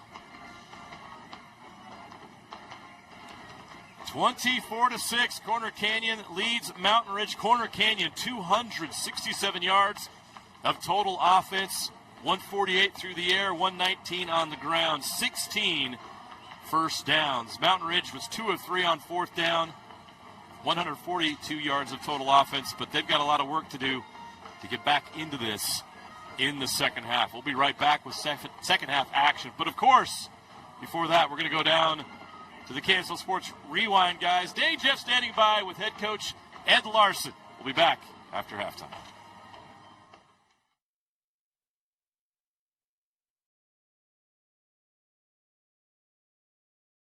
All right, welcome into Rice-Eccles Stadium, our 6A halftime show. Dane Stewart, Jeff Hansen for you on the end, and Coach Ed Larson. 24-6, Corner Canyon leading Mountain Ridge. We're going to get into our thoughts, but before we do, want to remind you our halftime highlight package brought to you by Relight. If you're looking for any kind of electrical replenishment, check out Relight. Use the promo.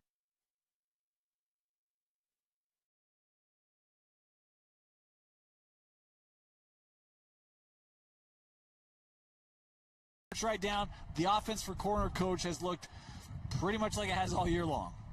Yeah, I mean, they methodically took it, and hats off to Kasuga for taking what they gave him on those first drives, and then having Weston pop that one. Yeah, just kind of separated it. But at the end of the day, it was still a good game. It still is a good game if you get a stop coming out at halftime. But going in at halftime, and you're one score away from making it a score, it's good.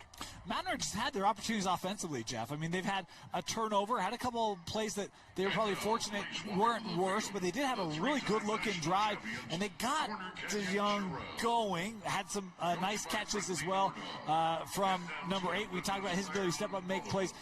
What have you thought of this Mountain Ridge offense in the first half? I've been really impressed with the way that Jackson Hunt has bounced back. I mean, there have been some throws that, maybe should have been interceptions. There was an interception, but he's still playing loose and free. He's still playing the kind of football that got him to Rice-Eccles Stadium. That's big. And Dan, you're right. They found some success. Graydon Dumas, Coach called it out before the game. Like, who's the third guy going to be? We know about Cunningham, and we know about DeYoung. Who's that third guy going to be? Graydon Dumas has been that guy. He stepped up and had some big catches to move chains in this game.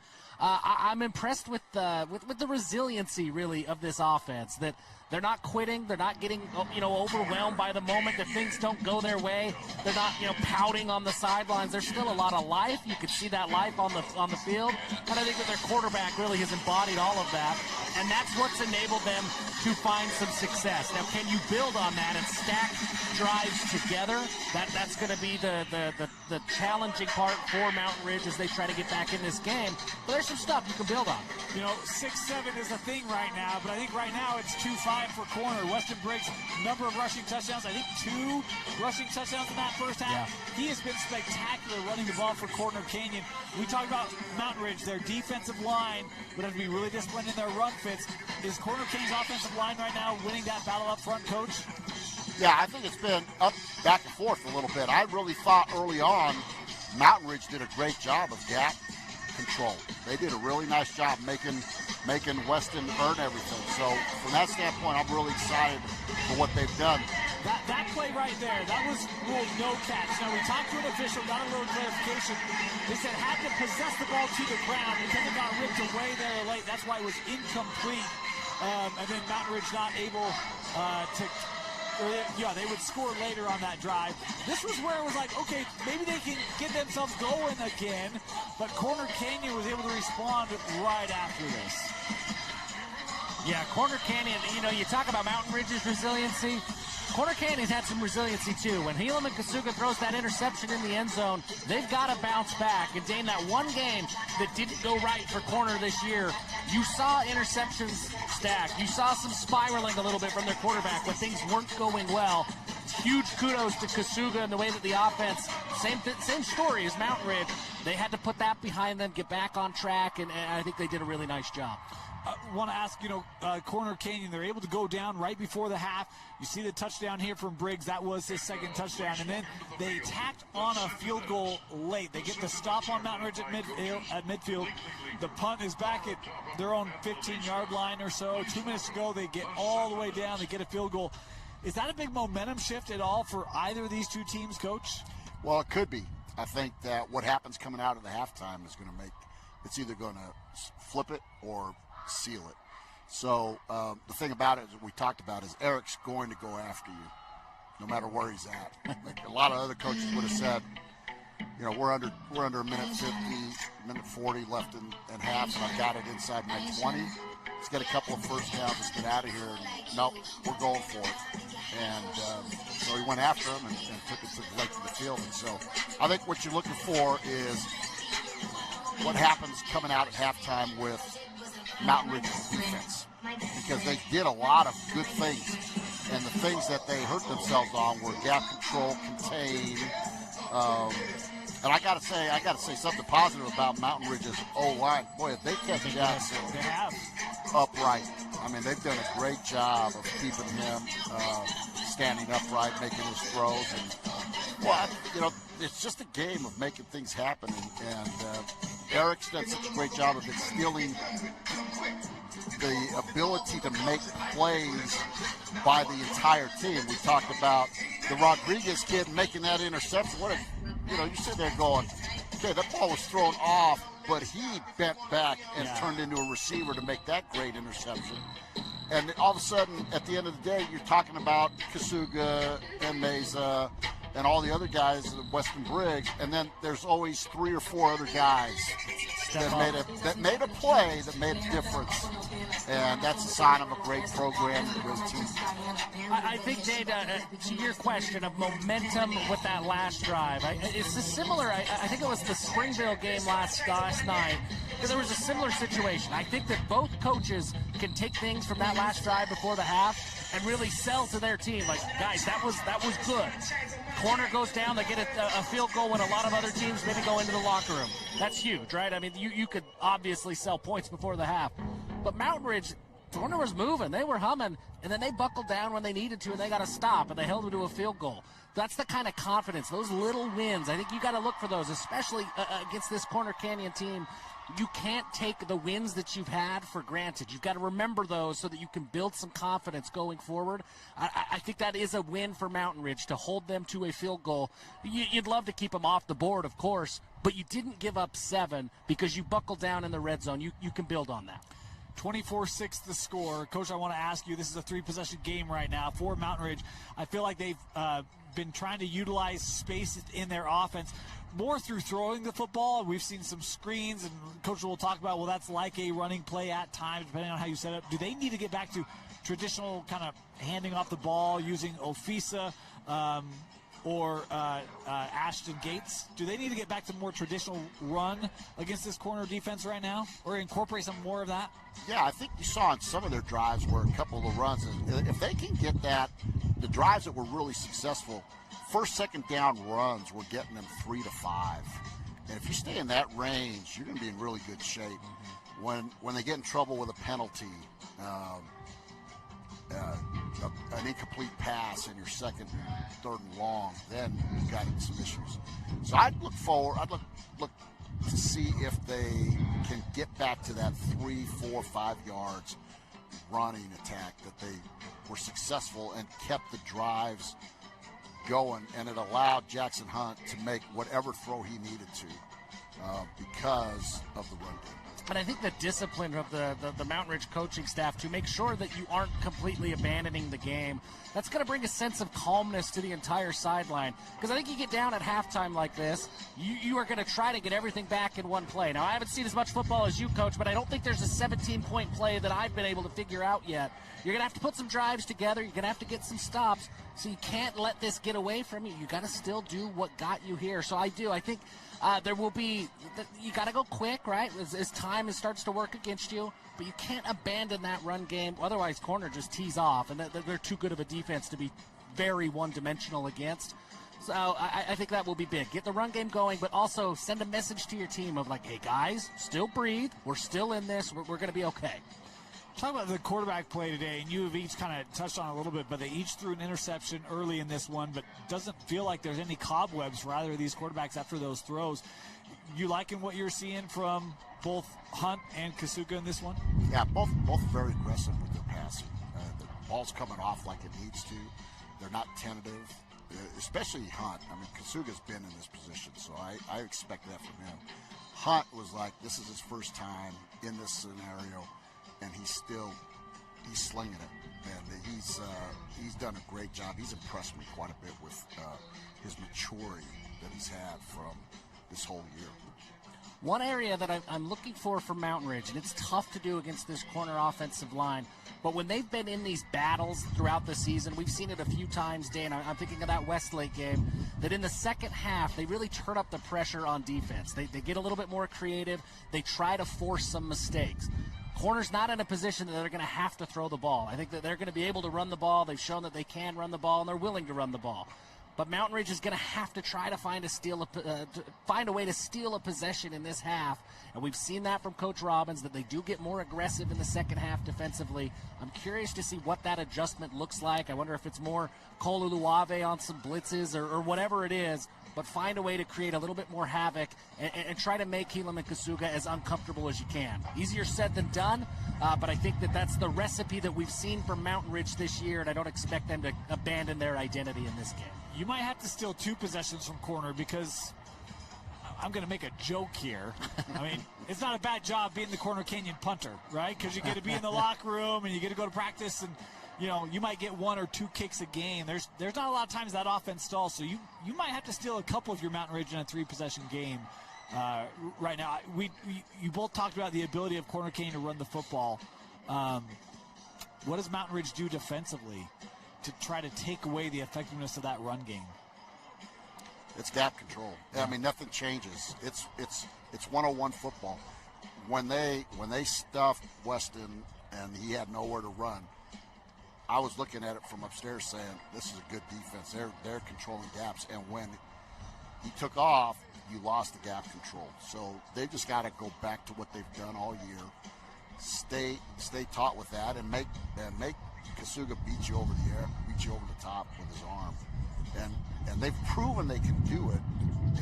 And I just think it's a matter of figuring it out this first drive. I think this first drive of Corner Canyon coming out of the gate will determine this game, in my opinion. Yeah, I think you're right, and I have been impressed with Mountain Ridge's gap control and ability to get there. It seems like some of those big runs, including that first long touchdown run, guys were there for Mountain Ridge. You just got to find a way to bring them down. At first contact, second contact, whether it's swarm tackle, whatever it is. I think that the defense has been in the right spot far more frequently than they haven't. It's been a couple of really impressive Weston Briggs broken tackles that have led to some big runs. If you could clean that up if you're Mountain Ridge and get those tackles, then all of a sudden you're making Corner Canyon maybe a little bit more uncomfortable.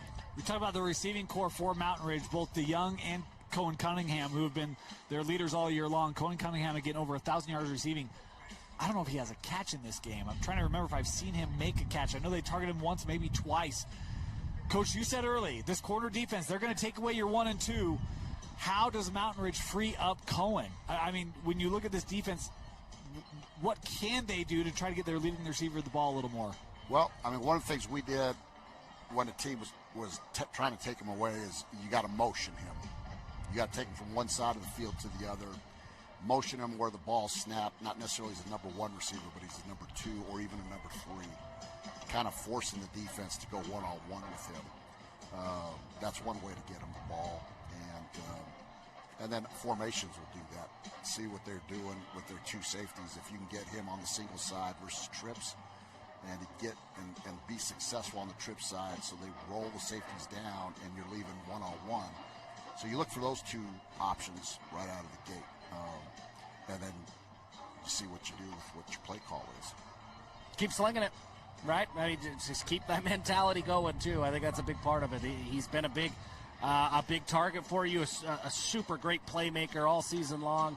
Don't go away from him. You trust that he's going to make some plays. He'll pull through. One of the other things I think they've done this year with him, and again, I don't recall seeing it in the first half, and I could have missed it, even get him the ball out of the backfield. Yeah. We've seen him line up in the backfield. We've seen them with some reverses or even some fly sweeps. See if you can get him the ball and get him in rhythm a little bit. It's hard when you're just running routes and you don't see the football to feel engaged and to stay engaged, right? So if you can maybe even get him the ball out of the backfield a little bit, see if that can get him kind of re-sparked, reignite against this corner defense. We got just a couple minutes left before we go to second half. Coach, you talked about looking for this first drive. Going to tell us a lot from Mountain Ridge. Anything else you're going to be looking for? Jeff, same question from these 2 teams in the first 4 or 6 minutes of this third quarter. I think that's it. I think what does Eric decide to do when he comes out? Does he say, look, we're going to control this thing through the run, and we're going to put this thing away? I'm going to go on a 4 to 6 minute drive, and we're going to pound it, and we're going to make Mountain Ridge take me out of my game that I want to do. And maybe, never put this past Eric, but he goes, Ed, I'm listening to you. Screw you. We're going over the top. He may come out and go over the top. He's been known to do that. But I think that that's what I'm going to be looking for, because regardless of, we all love, we're all passing fairies. Eric and I love to throw it. But, boy, there's nothing like the run game that takes the heart out of you when they just pound it and you can't stop them. But the positive thing about this so far has been is Mountain Ridge has played with them when they are doing their assignments. Yeah. So if they can just come out and continually do their assignments, they're not getting steamboat.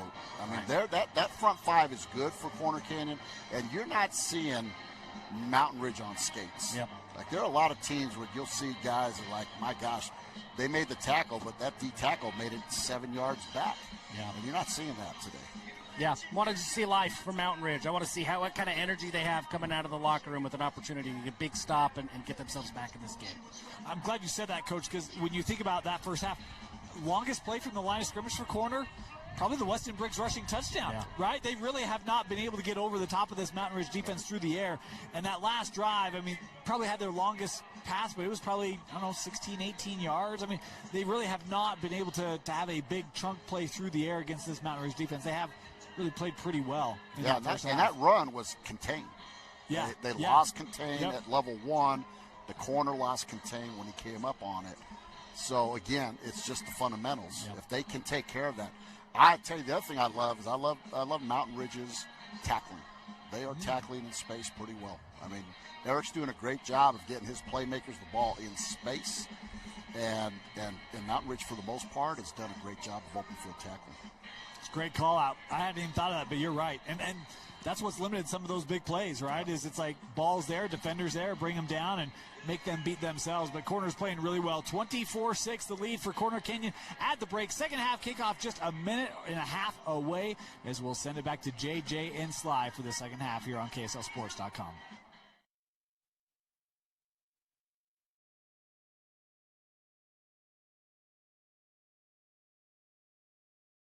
Up here in the booth for second half action. Jeremiah Jensen, Steven Sylvester with you. Sly, great first half. Mountain Ridge just didn't get in the end zone enough. I thought they played really well. They just talked about it. The defense was good. The tackling was good. If you're going to beat Corner Canyon, you got to keep up offensively, and that's what Mountain Ridge has to do here. But defense is going to be key, especially with Corner Canyon having the ball first to start the second half. Yeah, you got to chop wood. Right, you got to slowly make everything happen. It's not going to all be one play. You can't score one touchdown and think that you have it made. They've done a terrific job with staying in this game and understanding that they have the ability to fight in this game. They can compete, and that's all they have to do is they have to continue to keep it up. But it's going to take a lot of plays here in the second half to get back into this game, keep the energy up, not let Corner Canyon get it. Corner Canyon starts with the football here, so the Mountain Ridge defense needs to come up first on this first drive. Let's go down to Kayla Kiesel, who's standing by with Coach Kerr. Big first half for you guys, especially offensively. What's the key to sparking that offensive momentum? I think just continuing to control the line of scrimmage up front and being really physical at that point and just being efficient in our pass game. Yeah, and what adjustments, if any, were made at halftime? Just see what they do kind of defensively, just kind of work off whatever they're doing. Thank you, Coach. Yeah, thank you.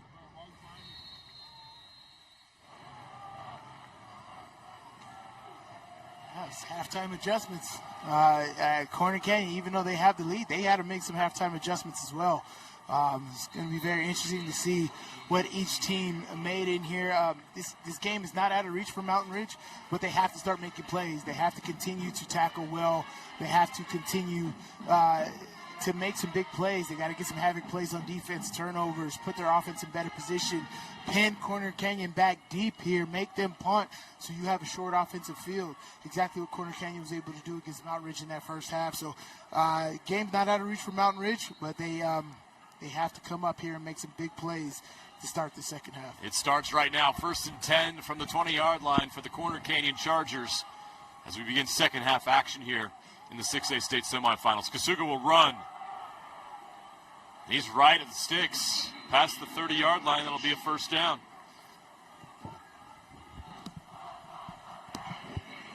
An underappreciated element of Helam and Kasuga's game is his ability to be a dual-threat quarterback. I don't think he likes to run that much. I mean, he definitely has the capability to do that, and I believe that Coach Kerr quarterbacks need to have that in their repertoire. Cooper on the carry. Kingston Cooper out to the 38-yard line.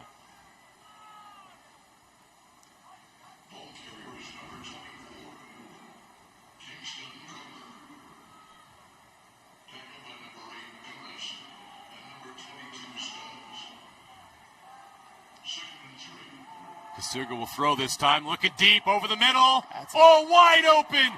Kai Meza. 62 yards for the touchdown. And that's what Corner Canyon does. Right out of the gate.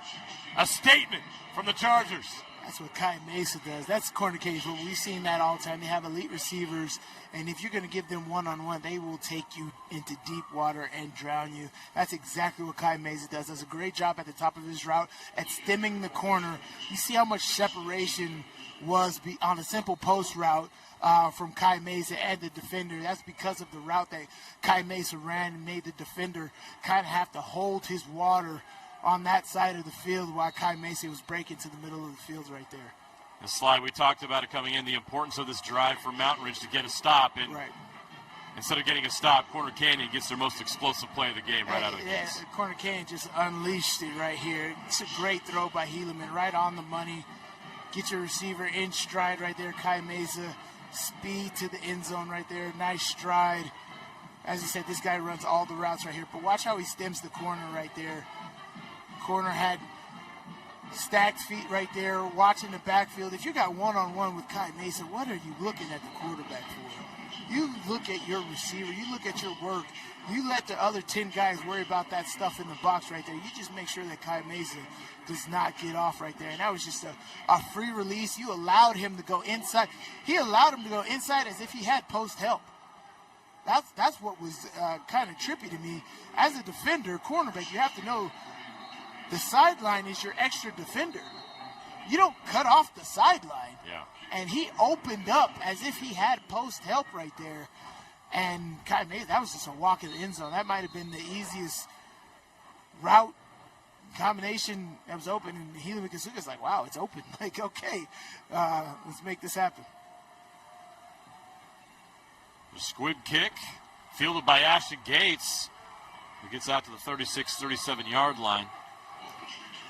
So Mountain Ridge is going to have to pick themselves up off the mat here and try to get something rolling.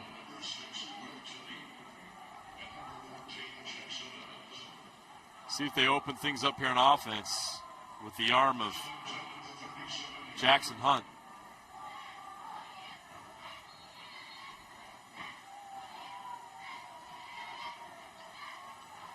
First and 10 from the 37.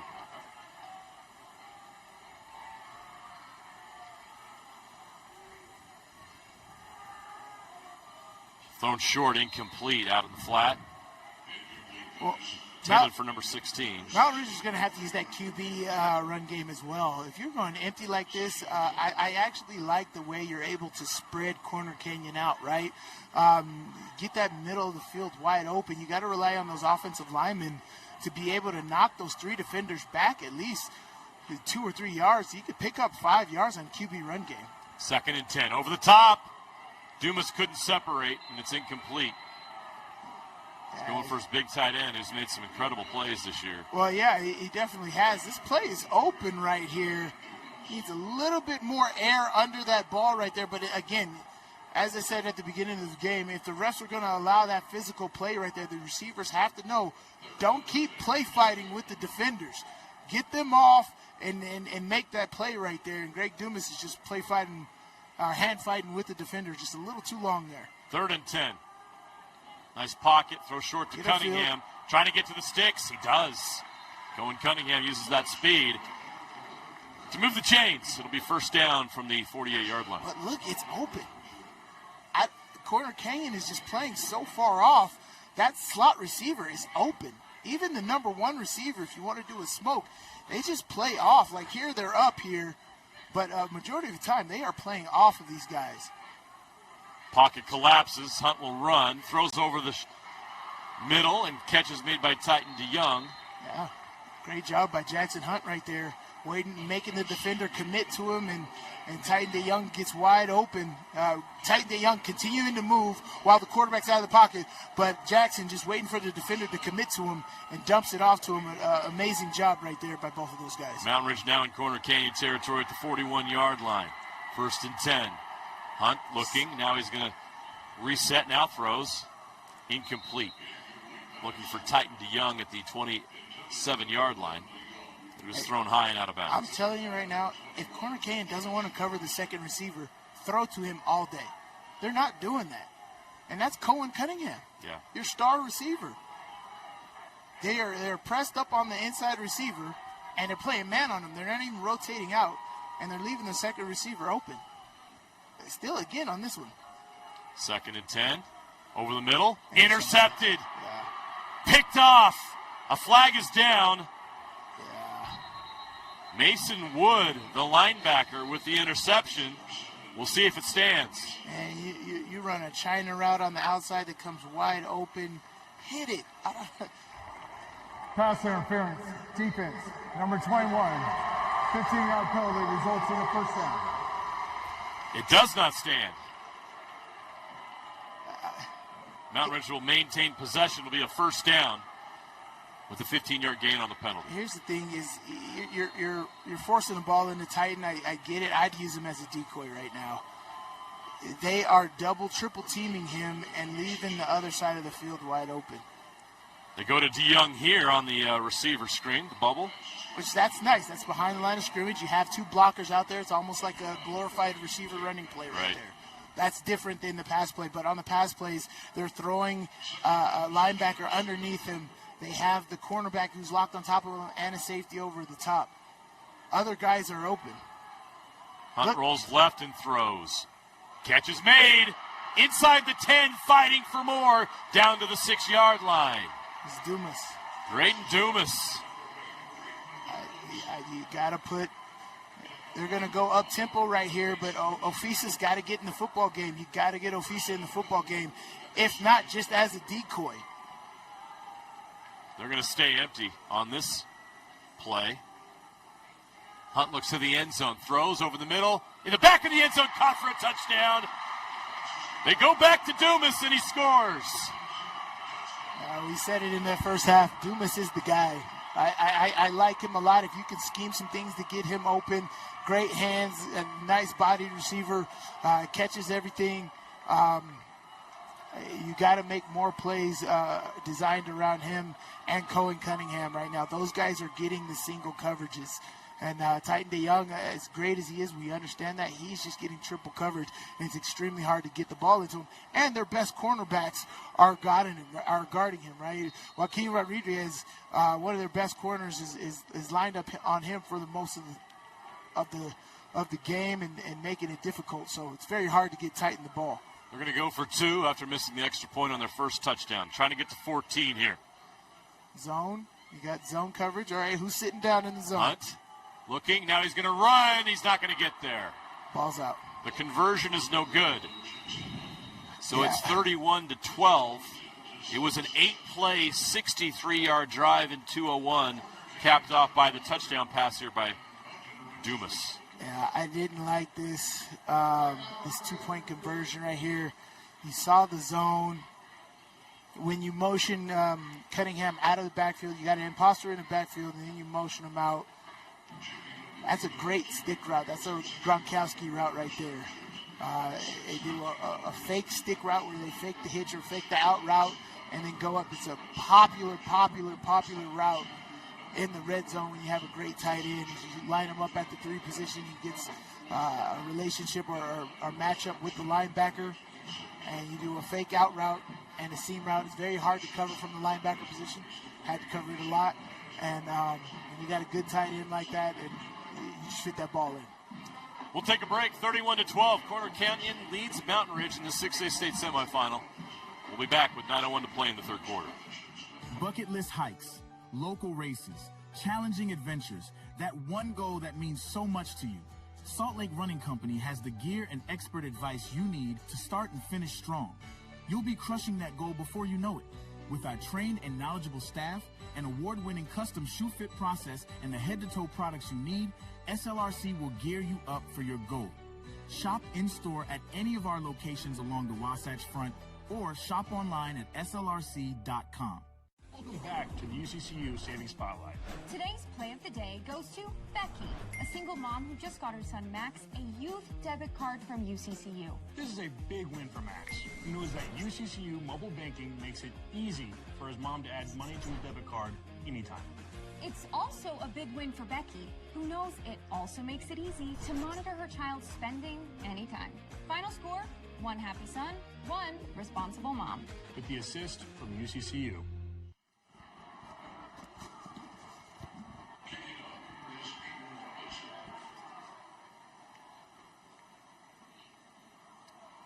It's into the end zone for a touchback, so Corner Canyon will start this drive at their own 20-yard line. So a good answer by Mountain Ridge. Obviously down a bit, 3 scores, 19 points. Took 2 minutes off the clock. Yeah, that's what Mountain Ridge is going to have to do offensively to maximize the number of possessions in the second half to try to get back in this game. With this defense, it's possible. And that's good that they scored quick, right? Like, yeah. I kind of averaged 4 minutes of possession is kind of what I guesstimate for high school football. And so that gives you 2 possessions a quarter. And with Corner Canyon starting with the football, they scored quick. You also scored quick. Yeah. So to give you guys both an extra possession. But this defense is going to have to step up. They got to make plays. This here is a nice RPO, quick out to the boundary.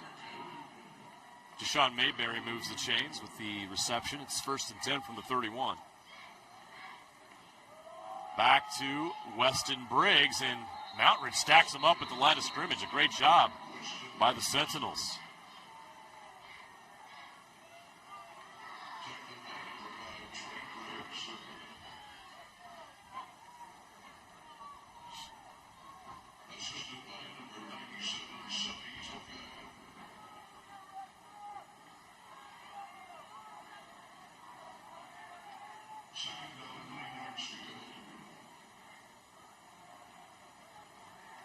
Kasuga will throw. Looking, fires and caught. Past the 40, up to the 43-yard line. Deshaun Mayberry again. And that is a Corner Canyon first down. Oh, man, I just really enjoy that pocket presence on that play right there. Helaman Kasuga, the way he sat up into the pocket, went through the progression, found his receiver, not just found him, but the delivery, the way he was able to step into the throw and make sure it was a sharp dart straight to the receiver. Absolutely terrific operation. 1st and 10 over the middle. Catch is made. Brought down quickly this time. It was Deshaun Mayberry who's been the workhorse on this drive. It looks like we do have a flag down. Illegal man downfield. I don't think that was supposed to be take that long of operation. Ineligible downfield. Offense, number 78. 5-yard penalty. Repeat first down. Yeah, that was supposed to be an RPO, and Helaman Kasuga had the pump fake. He had the pump fake to make that happen. Look at that. That's a great camera angle right there. Great job on the route. Great catch. But watch Helaman Kasuga. He has the pump fake right here. Oh, hesitates. That hesitation allows that alignment to get downfield, and the RPO doesn't work. It's got to be quick. Yes. It's got to be definite. RPO and the triple option game is definite. Kasuga will run. Yeah. And Mountain Ridge does a good job keeping him contained to a 5-yard gain. That's a great 5-yard gain, right? Like, that's what I think is open for Mountain Ridge as well, right? Jackson Hunt's going to have to be able to make plays like that as well with their defensive front. But this is a 3-down front right here, and when you drop your linebackers into those zones, that opens it up for Helaman Kasuga. And more often than not, Helaman Kasuga, if he's just in pass, he's not going to just bring it down and run it. It has to be a design run, and I think Coach Kerr does a great job of scripting those. Kasuga looking right, throws, catches made. Beautiful. Deep into Mountain Ridge territory now to the 40. I shouldn't say deep. They are in Mountain Ridge territory at the 40. Catches made by number 8, Zay Morris. Great job. They do a really good job of receivers at finding the holes in the zone, understanding that it's zone, and being able to sit in those soft parts of the zone. They try to blitz. Into the end zone. Another Kai Mesa touchdown. Took the top off. Kasuga to Mesa again. The Chargers are over 400 yards of total offense today, and they are rolling here at Rice-Eccles Stadium. Yeah, especially in the second half. Like, wow. And they got, 150 just here in the second half. Just marching down the field. 160 is 2 80-yard drives. Just absolutely terrific job. And the thing that we need to highlight is how accurate that pass was. Right? The extra point is good. A 40-yard touchdown reception. Kasuga to Mesa. Look at that. Look at that. Right on the money. That's a skinny post. Go through the progressions, come back. Great job of moving the safety off the hash to know that you have Kai Mesa one-on-one. Kai Mesa gets position. You move the safety, make sure the safety takes that other post route over there. That's just athlete on athlete. That's just Kai Mesa being better than the defense. 6 plays, 80 yards, 2:47 off the clock. Capped off by a 40-yard touchdown pass from Helaman Kasuga to Kai Mesa. Corner Canyon extends their lead. Now up 38-12 here on Game Night Live. We'll take a short break. With affordable GLP-1 medication from Direct Meds, I've lost weight but gained lots of attention. From old college boyfriends, hi, to young college boys, oh, honey. And my husband's obsessed. She loves to make me jealous. Well, as a woman over 50, losing weight was about as hard as getting my husband to cook anything but cereal. Honey, where's the milk? In your hand, babe. Oh. Visit directmeds.com today. Want to make out? Sure. Okay. Welcome back to the UCCU Saving Spotlight. Today's play of the day goes to Becky, a single mom who just got her son Max a youth debit card from UCCU. This is a big win for Max. He knows that UCCU mobile banking makes it easy for his mom to add money to his debit card anytime. It's also a big win for Becky, who knows it also makes it easy to monitor her child's spending anytime. Final score, 1 happy son, 1 responsible mom. With the assist from UCCU. That was set up by what they're doing at the line of scrimmage. Correct. We're back. 6:14 left to play here in the third quarter of the 6A state semifinals. Corner Canyon with a 38-12 lead over the Mountain Ridge Sentinels. The Sentinels here for the first time in school history. Corner Canyon Chargers, this is how they've built their history. Getting here to the turf, win or lose. They're here every year. They let that bounce. It's a live ball. Mountain Ridge gets to it just in time. Going Cunningham. I don't know what he saw there. I don't know if he was expecting the ball to bounce further or what, but you're a returner. You got to catch the ball. I know the wind is blowing a little bit, so it's hard to judge stuff, but you got to be aggressive in getting that ball right there. And now you start. That's a great kick. The coverage was right there as soon as he picked it up. Exactly what you want. The coverage almost was able to grab it. First and 10 from the 13. Things get even more difficult for Mountain Ridge now. They're going to go to the run. Zach Ofisa up the middle. I think it's too late for that. 4-yard gain. That was earlier in the game. You got to understand the defense understands Ofisa's in the game, so they're going to hunker down. They're going to be a little tighter. Now they get him out. Incomplete. Catch it. Through the hands.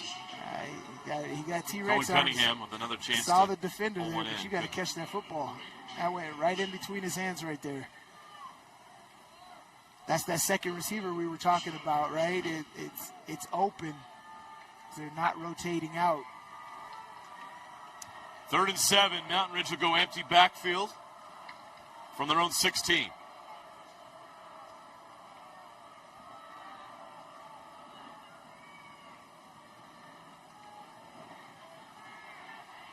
Oh, what a catch. No, it's loose.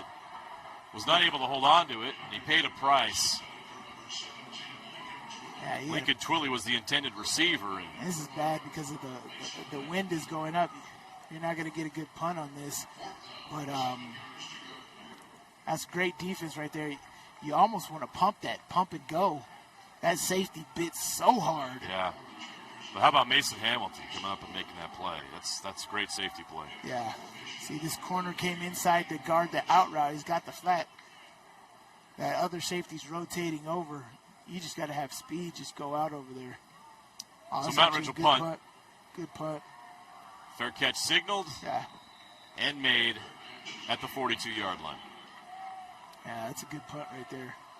But, yeah, so the second and third quarter is strictly scripted. If you want to look at the box scores on Corner Canyon, they score a lot of points in the second and third quarter. This is when they do it. They open it up, and it's like you're playing with your food right here. The way Helaman Kasuga pocket presence and being able to read the coverage and move the safety off of the hash and make that an easy throw on the backside. All those times, it's great scripted work. It's just how you drew it up. Is what Corner Canyon makes it look like. Kasuga will throw again. Quick screen. Weston Briggs. Weston Briggs got a lane. He's got the sideline. Briggs is going to take it to the house for the third time today. everything going right for Corner Canyon on the turf of Rice-Eccles Stadium. 58 yards for the touchdown. 44-12 the score.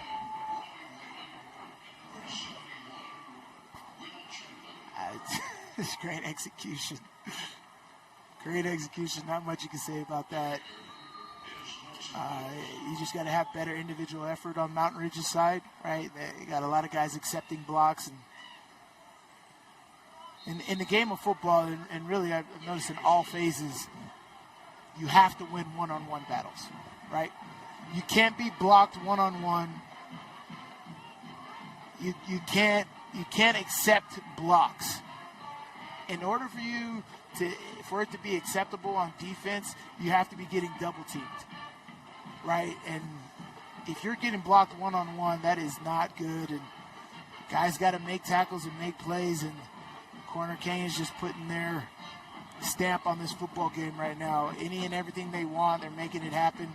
From the running game to the screen game to the short passing game to the deep post game to the shot plays, they've scored on all of their attempts on that. That is a terrific job, great scheme, but even better execution by the blocking, getting Weston Briggs into the open and making that happen. How about Briggs today? We expected him to have a big game, and he has. He has delivered 14 touches in the run and pass game, 161 yards, and 3 touchdowns. He's been phenomenal today. And a problem for that Mountain Ridge defense that's been so stout all season long. Yeah. Well, when it rains, it pours. A 12-second drive. And you're right, Slides. You watch how Corner Canyon operates, and they look like they're going to play smash mouth, 3 yards in a cloud of dust, and then boom, all of a sudden everything's just blowing up. And it's just the patience, and everything sets something up for something that's coming later. And you talk about the chess that head coach Eric Kerr plays. You see that chess game play out each and every time these guys are on the field. And the only thing, in my opinion, that can disrupt it is turnovers. You got to force turnovers, and we've seen that this year. Lone Peak's the only team to beat them, and they did it with turnovers. Mountain Ridge had the capability. They forced one today, but not enough. Cunningham with the catch. For me, it's not like Corner Canyon does the most creative plays. It's just their ability to execute on the details, right? They can run basic cover 2 and just play cover 2 better than everybody else. They can run a basic screenplay and just run a screenplay better than everybody else. They just do a terrific job of execution on offense and defense. And that's all from the head coach, Coach Kerr. McCray Renteria, the freshman receiver, with the catch. Mountain Ridge is now over 200 yards of total offense. It took them until 4:30 left to play here in the second half. That is not normal. This Mountain Ridge offense has been very explosive.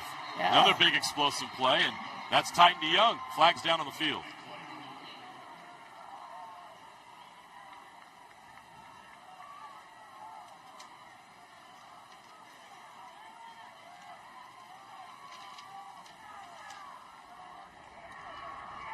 Personal foul, face mask, defense number 1. 15-yard penalty will be added to the end of the run. Result is a first down. That'll give the Sentinels a boost, a 27-yard gain.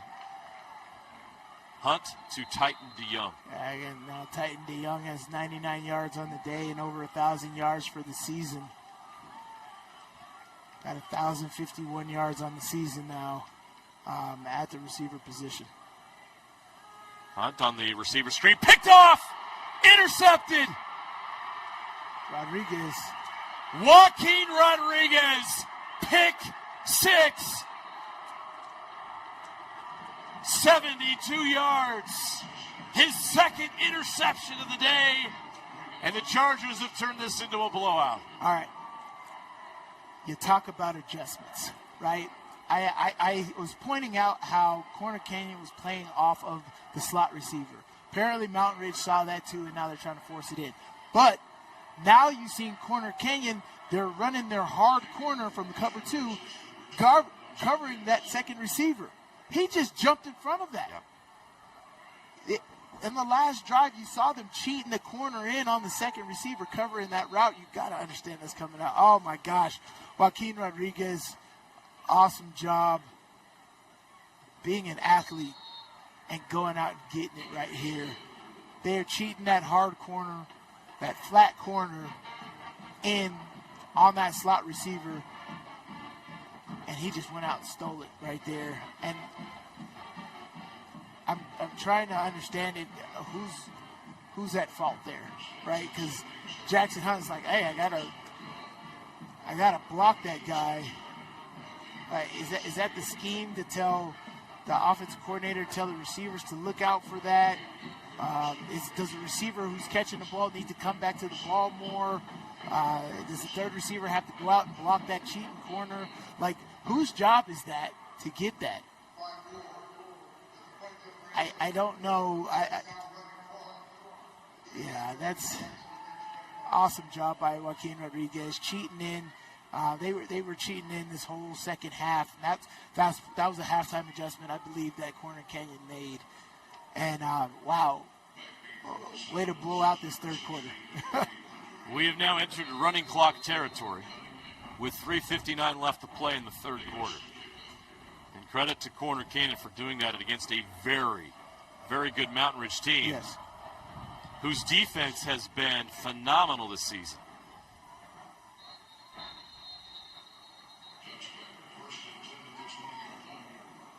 Skyridge and Davis, which should not surprise anybody, are the only teams that have had a lot of success yardage-wise and point-wise against this defense. They held Lehigh to 6 points earlier this year. Yeah. This is a really good defense.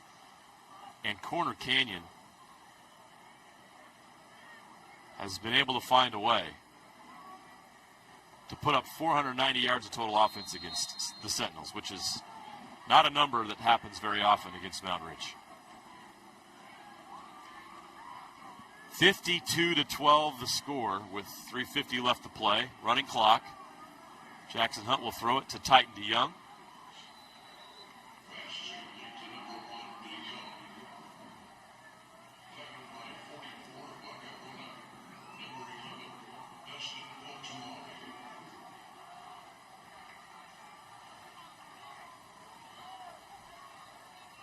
Catch is made to the 38-yard line.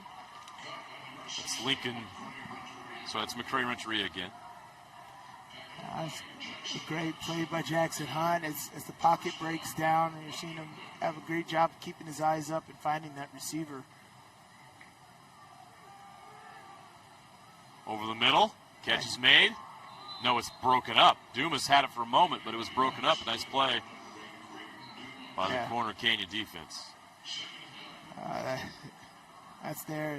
As I said, I really like this empty formation for this team in Jackson Hunt. He has a terrific arm. Running this spread, this seems like an at-home formation for them. They could take advantage of it. Jackson Hunt just has to be able to read the defenses and understand whether he's got to get the ball out quick or he can hold the ball for a while. That's him understanding his offensive line. Great job right there. And Manasseh Brown with the tip at the line of scrimmage. 6'7". Snuck His 6'7" his height slide. is oh gosh, is that where it originated from? It must have. Oh gosh, we're not mentioning that. Nice throw made on the run. Nice play by Jackson Hunt. Dumas is eating all the way inside Corner Canyon territory down to the 39. And this is Jackson Hunt's growth, man. He's finding comfortability with escaping the pocket, keeping his eyes downfield. But he's got to make sure he communicates to receivers, uncover, I'm going to find you. And that's exactly what these guys are doing. Great job. Flag is thrown. DeYoung with the catch. We'll see what the call is. It's most likely in the area of holding.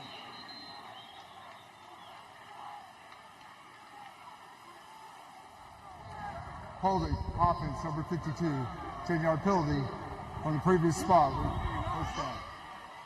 It's the right tackle.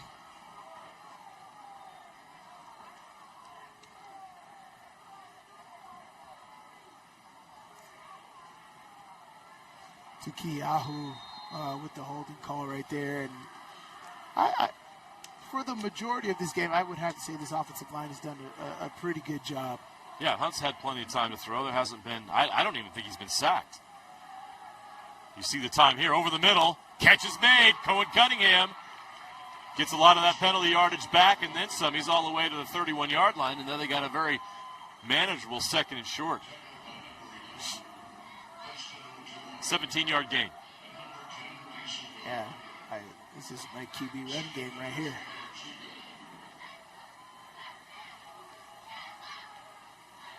Over the middle, Cunningham again, first down, spins away from the defender. So now Cunningham getting more involved in the offense, up to the 18-yard line. The Sentinels are in the red zone, another 17-yard gain. It's a great job right there by Cohen Cunningham, finding that open part of the zone and catching that in traffic, right? That safety was barreling down on him. Flushed out of the pocket. Hunt looks into the end zone. It's open. Late. Touchdown! What a throw! Dumas again.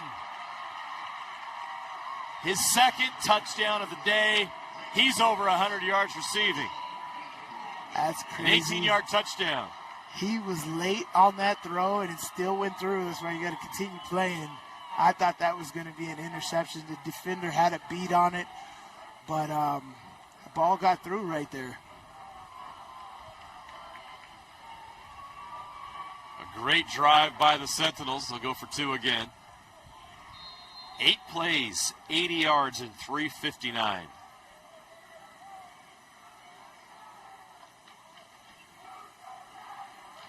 Two-point conversion's good. Cohen Cunningham. 52-20. The running clock is turned off. They're back within 32 now. So a point of pride there. Oh, yeah. But this is confidence for this offense, right? How many of these guys are coming back? I think majority of these guys, except for Cohen Cunningham, is coming back. Zach Ofis is gone. DeYoung, Renteria.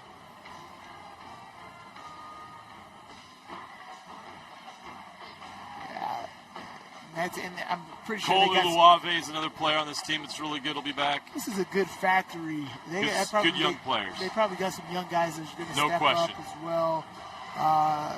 Dumas is unfortunately a senior. He's talented, but like I think they're understanding what they can do, right, offensively and against top tier talent. Of course, 3,700 yards on the season, right? That's great, but can you do that against your top-tier opponents each and every week as well? And I think this is just giving them some confidence to be able to do that. I like the offensive play calling of staying aggressive, staying on the attack, finishing this game. For me, I'm scoring as many points as possible, right? I'm keeping this interesting. We're not going to just pack it in, right? I know Corner Cane's probably going to go to 4-minute offense here, where they're going to rush Briggs. Briggs right now, 99 yards. He's got 100. Oh, no. Briggs has 84 yards receiving and 77 yards rushing. So this is Weston Briggs' time right here. And as we know, that Corner Cane has a stable of guys that can run the football here. And so we see Briggs and Caruth and Cooper and a couple of these other guys. And to try to run this clock out and not give Mountain Ridge another opportunity. So we now enter the fourth quarter. And a note, Jackson Hunt has gone over the 4,000-yard mark as a junior. That's great. That's a great season. It's his 35th touchdown pass of the year. He came in with 3,744 yards of passing, and today he has 283. And 2 touchdowns. It's quite a milestone for a junior quarterback. Oh, yeah. To cross that 4,000-yard mark. Excellent season. His first as a starter for Jackson Hunt, and he will be back next season for this Mountain Ridge team. He'll be one of the top quarterbacks in the state in the 2027 class. All right.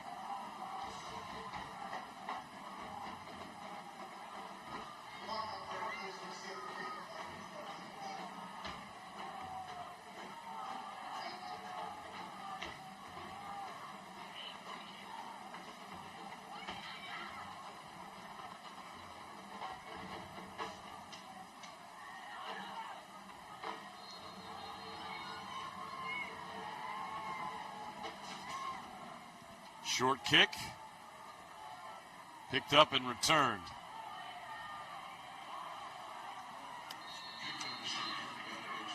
Josh Harris tripped up, but gets past the 30-yard line, and the Chargers will start this drive with decent field position.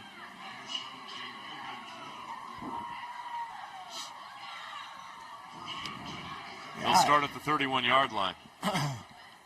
Yeah, we were kind of talking about it at one of the breaks. Is kind of what Corner Canyon does, and they do everything exceptionally well, right? And even this running game here, they'll have this running game that I believe that they're going to implement here to try to take advantage of time of possession here in this fourth quarter, because they understand Mountain Ridge's offense is pretty elite and giving them an opportunity to score. But yeah, it's Briggs. It's Weston Briggs time. More work for Weston Briggs as they try to roll that clock out and roll their way into the state championship game next Thursday. Our second semifinal, a rematch between rivals Lone Peak and Skyridge. Skyridge won the first game this year in overtime. So we expect another great one between those two rivals coming up here at 2:30.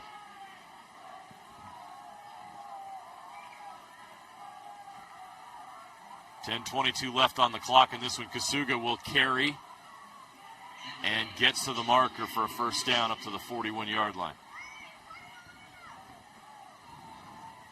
Yeah, they're going to try to run this clock out, use up all of the play clock on all of this. QB run game, big boys up front. You see how much tighter the splits are.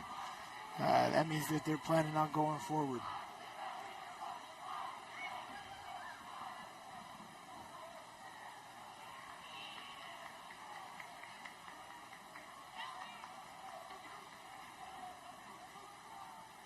First and 10 from the 42. Briggs again. Brought down at the 47-yard line.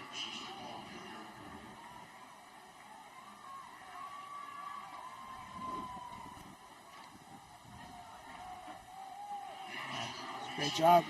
Tough sledding, tough running right up there, up in the middle. Great vision, making the first guy miss.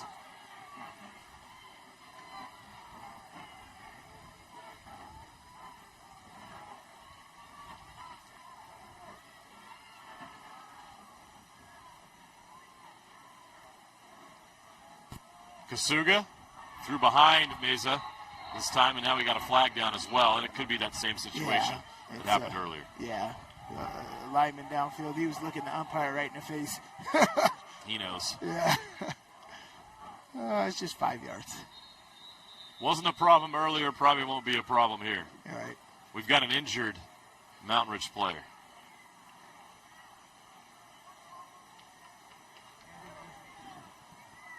Ineligible downfield, offense number 55, 5-yard penalty from the previous spot. Repeat second down. Yeah. Wonder what this injury could be. And a quick shout out to the officiating crew today. They've done an excellent job. Excellent job. Excellent job. We've seen some great officiating so far in these semifinals. Yeah, great. None of those head-scratching, what are you doing moves. They're just solid, professional, outstanding. Want to give a shout out to them. We cannot have these events without these officials, so we salute them and show our appreciation. Yes, we do. We haven't talked about it much, and that's a good thing. Yeah. You're staying silent on the refs. That's a really good thing. But the injured player was Caden Runyon, who has an interception in this game, the lone Corner Canyon turnover. We'll try to walk that off.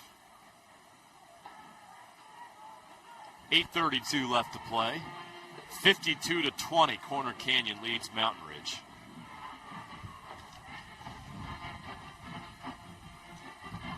The Sentinels played one of the toughest schedules in the state this year. Yeah, they really have. Davis, Skyridge, Lehigh in their non-region schedule, and then that region's not easy. Harriman had a great year, and they played them twice in the playoffs as well. Westlake has really stepped up. Oh, Westlake was great. I loved covering that game with them. Just didn't like their tempo coming in and out of the huddle. Yeah. Other than that, but Westlake definitely a team on the rise. So that region too, it's those three schools right now have separated themselves in that region. And we knew Bingham has been a power for a long time. We'll see what they decide to do with trying to keep pace. But right now, everyone in that region's looking up at those three teams, and especially Mountain Ridge, who went undefeated in region play this year. The undisputed Region 2 champs after taking care of their bitter rival Harriman 2 times this season. Bitter's a good word for that. We experienced that last week. Don't be surprised if Game Night Live has that game next year. I don't think we want to miss that Mountain Ridge Harriman rematch next year. That'll be at Harriman too. That'll be a good one. Back to this one, 8:24 left in this 6A state semifinal. The Corner Canyon dynasty is looking as strong as ever. Still intact. Bronson Evans now into quarterback. They run the screen play to Deshaun Mayberry, and he's got some yardage into Mountain Ridge territory at the 45-yard line. Now you have Helaman-Kasuga at quarterback, and then you go to your backup, and your backup is a state champion. Right. And Bronson Evans, who was unbelievable last year up here at the turf. It's an embarrassment of riches on that roster. Which they are every year. Evans threw the game-winning touchdown pass against Lone Peak. It allowed this team to celebrate after they escaped in overtime against Lehigh. So Cooper gets a carry here as that clock continues to run. Solid drive here. They'll try to get some other guys some experience here on the turf.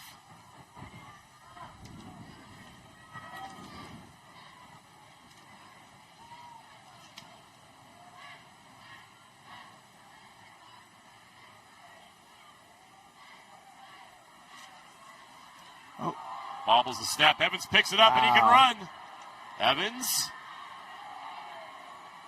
There's Lemons into Lemonade. He's up to the 36-yard line. He drew it up like that. That's brilliant execution then. I feel like the Guinness. He really sold that. I feel like the Guinness commercials. Brilliant. Brilliant. I didn't. How open it was when he picked it up. Yeah. Wow. Yeah.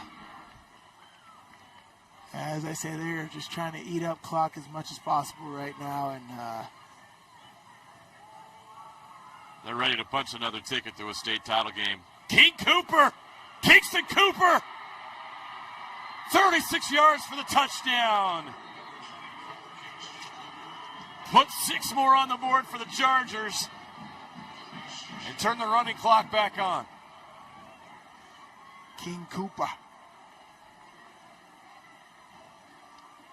58-20. Right. That's just speed on the edge. That's great wide receiver blocking. Right. It was good stop blocking on the right receiver on the outside, and King Cooper just gets onto the outside and uses his speed all the way to the end zone. Amazing job right there and execution by this Corner Canyon football team. 7 plays, 69 yards in 5:51. It's a 36-yard touchdown run by Kingston Cooper. And Corner Canyon has 564 yards of total offense against one of the best teams in the state. Oh, getting it done on all phases, right? Oh, look at that. Yeah, it's just speed to the edge right there. And that's a deflated team. Good job by these receivers. Receiver blocking key. Yes. Gets up to the outside. It's the edge. It's a full team effort right there. And as you said, from running the ball to the passing the ball, 564 yards, 360 yards passing, 204 yards rushing. That is balance at its finest right there. Absolutely stellar job by Corner Canyon today. 5:43 left to play. Mountain Ridge fans Disappointed. They're sticking all the way through it, man. Got to be proud of this program. Oh, yeah. How far it's come in a short period of time. And head coach Nick Robbins has done a tremendous job. Hired great staff. And they've got some great players to work with here. And it is a program on the rise. Their first trip to the semifinals in school history. But this is 6A, and to get to that next step, you got to beat the best. And for a program like Mountain Ridge, this is a great opportunity to see what the gap is, right? You got to figure out what the gap is if you want to win a state title. It goes through Corner Canyon. It goes through Lone Peak. It goes through Sky Ridge. And Lehigh's obviously been there. And those are the teams you're competing with at the highest level in 6A. And it's not easy to win a title in this state. Yeah, this is great for Coach Robbins to get this experience, to bring this school to that. And this school AD was like, okay, we got this experience. How do we build? How do we get better? And there's no better way than some stars on your football team coming back, especially the quarterback, right? If you have those guys in the mix to come back next year, that is absolutely tremendous. Jackson Hunt's getting a lot of experience right now. Coach Robbins, great offensive mind, dialing up plays, making things happen. They need a couple more weapons on defense to be full-fledged on tackling and stuff. They had a great defensive year as well, but the margin for error in games like this is zero. You don't have opportunities to have mistakes, and they just had one too many early, and then the separation just grew and grew.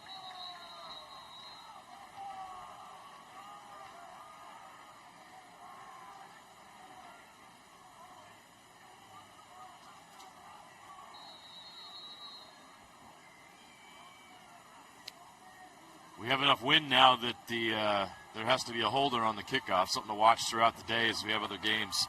There's weather on the way. We'll see when it gets here.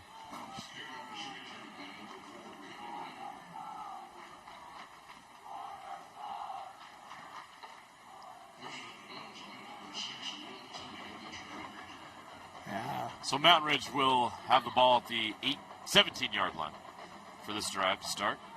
5 minutes to go, and again, this is confidence building for this team right now. They finished the year strong. I continue to put up more points. I like this empty formation, right? Spread that team out. Understand what you got. You're going to get thirds and quarters coverage right there. Where are the holes for that? Hunt over the middle, incomplete through the hands of the receiver. Renteria. Good coverage right there. That's Jackson Hunt's got to understand what the coverage is right there. They had a nice third on the boundary with hook droppers inside. That short side was well covered. You got to go to the trip side or the wide side of the field where they have less defenders. Hunt's flushed out of the pocket to the right, throws. Lofts one up and throws it away, incomplete. Yeah. Be third down and 10.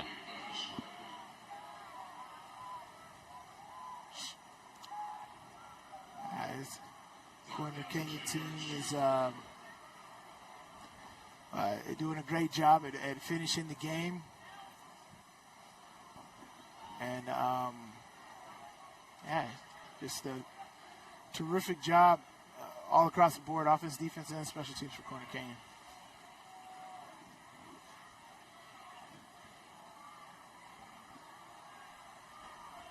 Hunt looking now, he's going to run. Scrambling.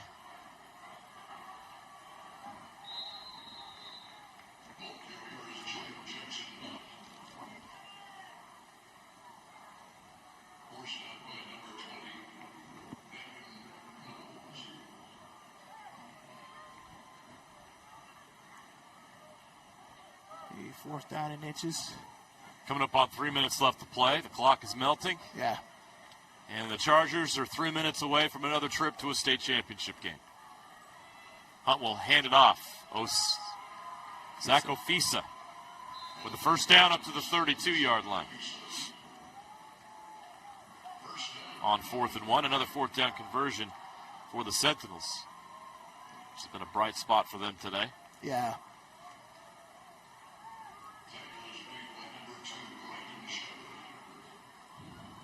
Hunt taking a deep shot over the middle. Open, caught Cunningham into Corner Canyon territory, down to the 41-yard line. It's a great job right there. Again, that trips receiver side right there. You got multiple receivers. You split that defense, that zone, you split that defense, and that second receiver comes open. 26-yard gain. Hunt throwing again. Uncover. Outside caught. No, it's dropped. Had it and dropped it. Yeah. These receivers got to continue to realize, okay, the pocket breaks down. I have an opportunity to score pretty much. I got a quarterback with an arm here. He can loft this into the end zone for me. I'm actually salivating when the pocket breaks down. That means I can abandon the other rules and just uncover and find the open space on the field and run to that. Great arm. Oh, my gosh. Again, that's a very difficult throw right there, but look at the heat that he puts behind that. That's a great throw right there by Jackson Hunt. Timeout, Mountain Ridge. They're first. That's his strategy. A minute 38 left. Even though he got out of bounds, it's a 35-plus point lead right there. So you got a running clock. So his clock is going out here. So Coach Robbins does a good job taking a timeout. And he's like, okay, we got third down here. We pick up this third down, get right back to the line of scrimmage. We're taking shots at the end zone, right? So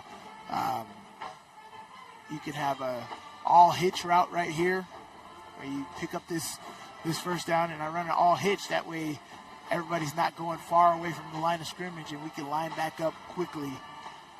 Jackson Hunt's got to find the guy that's going to be open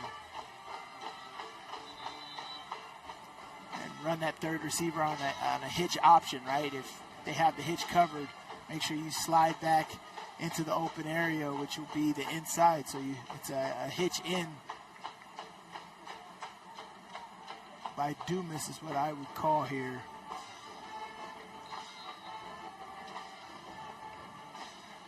.138 left to play. 3rd and 3 from the 35-yard line. Ofisa fights for first down yardage, and he gets it. They move the chains. Sentinels hoping to end their season here with a touchdown on the turf.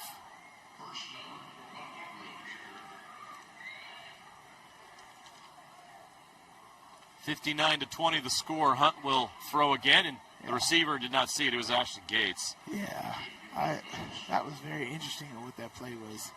It looked like it was going to be a QB draw, but the offensive lineman didn't block like it was a QB draw, and nobody else acted like it's a QB draw except for Jackson Hunt. But he threw that ball really early. I don't know what that play was.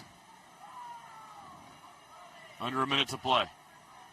A couple more plays here for the Sentinels to try to get it in there. They go over the middle. That's tipped up. That's intercepted. The Chargers pick it off. That's the game. Jace Iverson, the linebacker, with an interception. Flags fly. We got a little extracurricular stuff going on. We're going to try to separate the players here with 33 seconds left. And we don't need anything like that. No, we don't. Before this ends. This game clean. This game is over.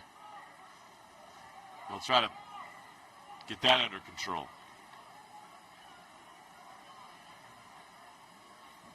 Well, tough ending for Mountain Ridge. Yes. Tough ending to a breakthrough season for the Sentinels. Going on the field's an interception. Block on the back, intercepting team, number 95. 10-yard penalty from the spot of the foul. Corner Canyon. This will just be a simple victory formation in this football game. Bronson Evans.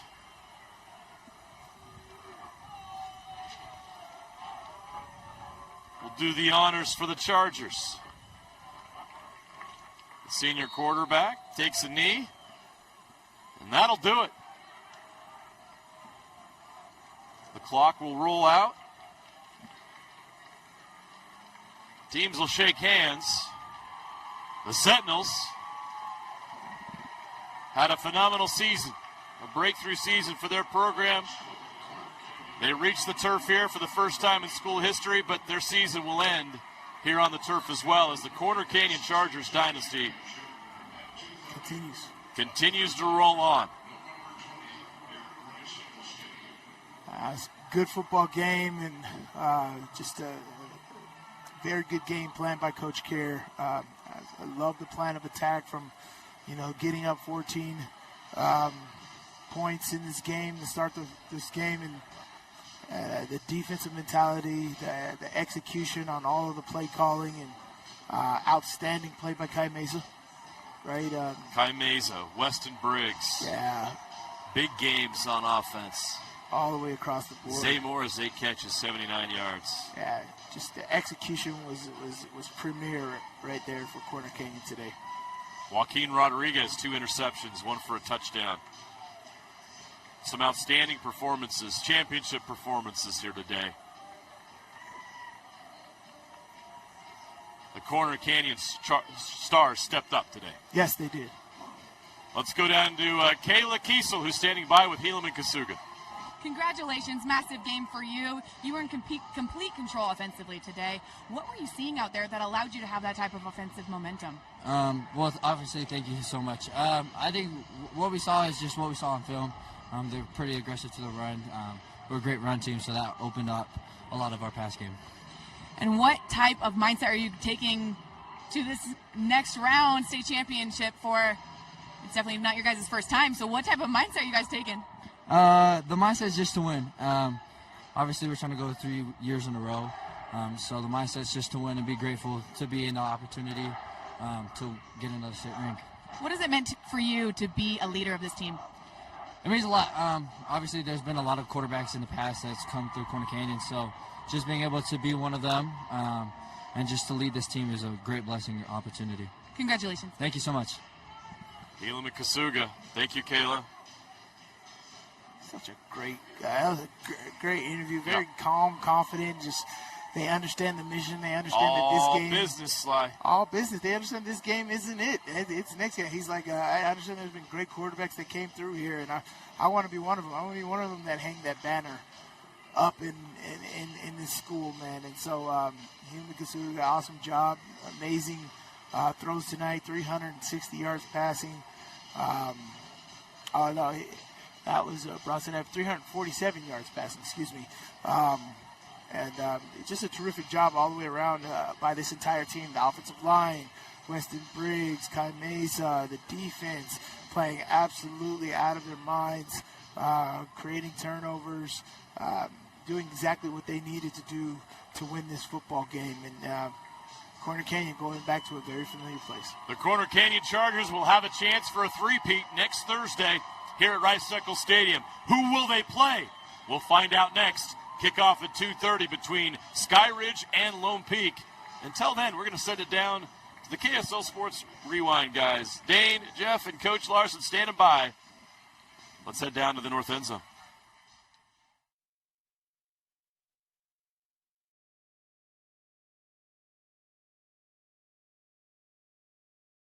Welcome into Rice-Eccles Stadium, our post-game show. Corner Canyon defeating Mountain Ridge. Thank you for joining us, everyone. Dane Stewart.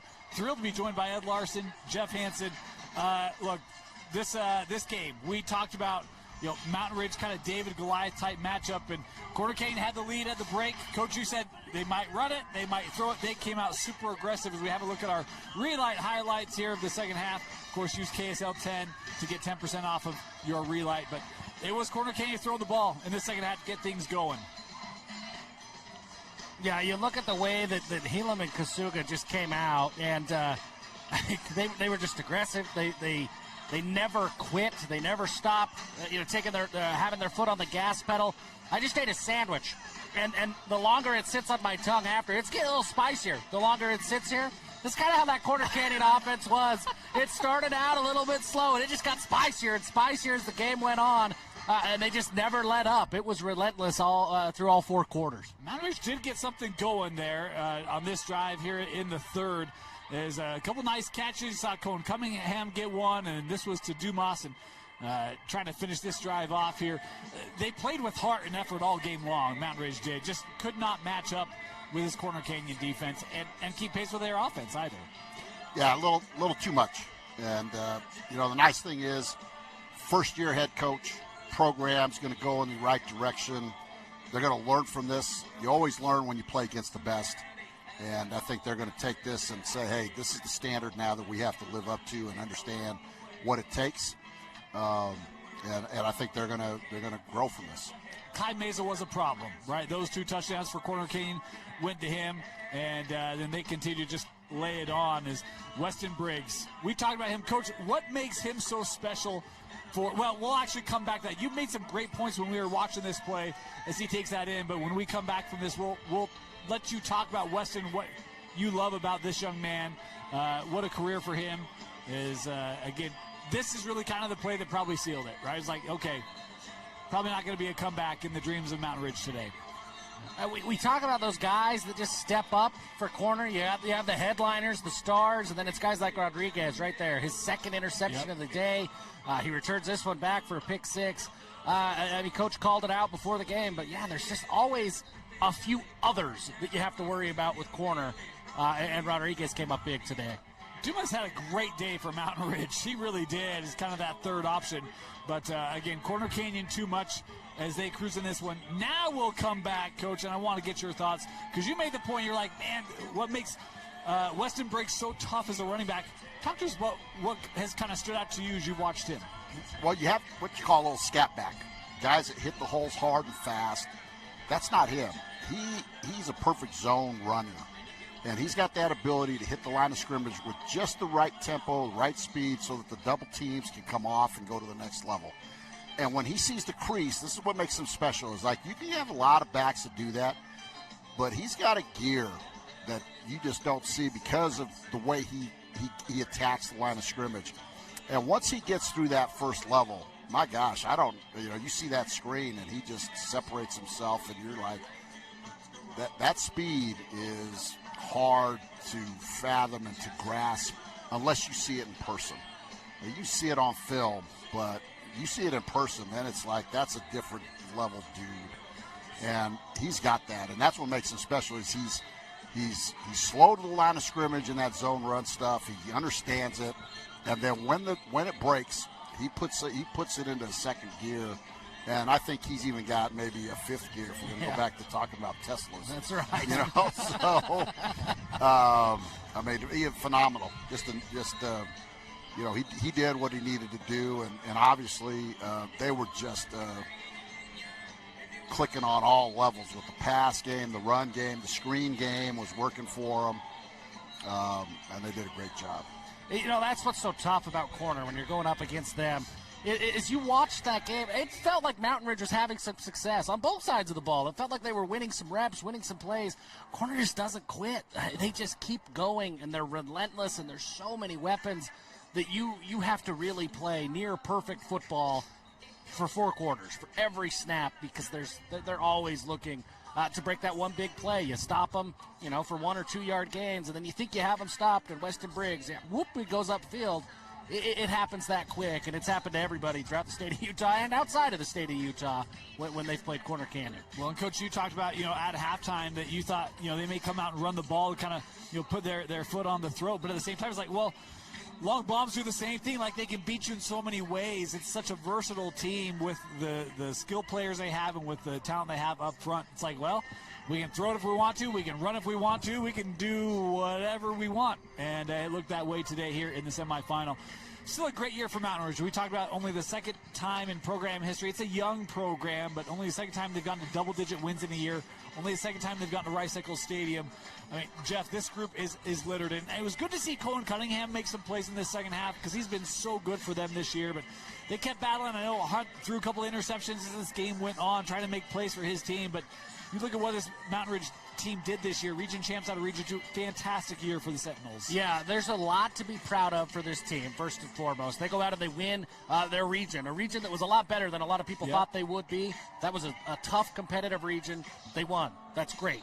They beat their crosstown rival in Harriman not once but twice. That's huge, right? You can build on that. They get to Rice-Eccles Stadium. That's an enormous accomplishment. There's so many teams, and only 4 make it here from your classification. They were one of those 4. That's huge. These are those building blocks. And then you look at what's potentially coming back.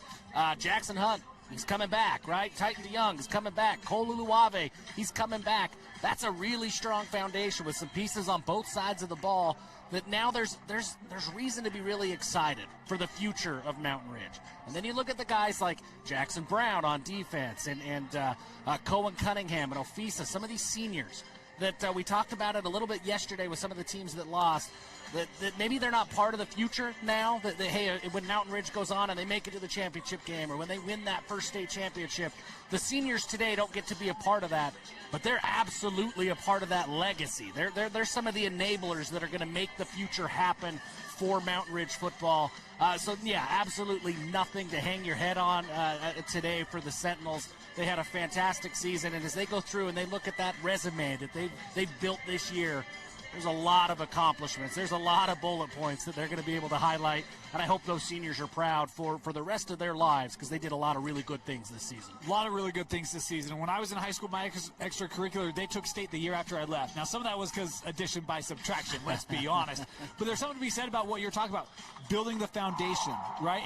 And the builders who may not see the fruits of that down the road, right? But when you're pouring concrete for a foundation, you don't see the end house, right? Your job's kind of done at that point. But there are so many guys on this Mountain Ridge program that help pour that foundation and get it set for the future years that are up and coming. Because, Coach, you talked about you were excited to see how Hunt handles this moment.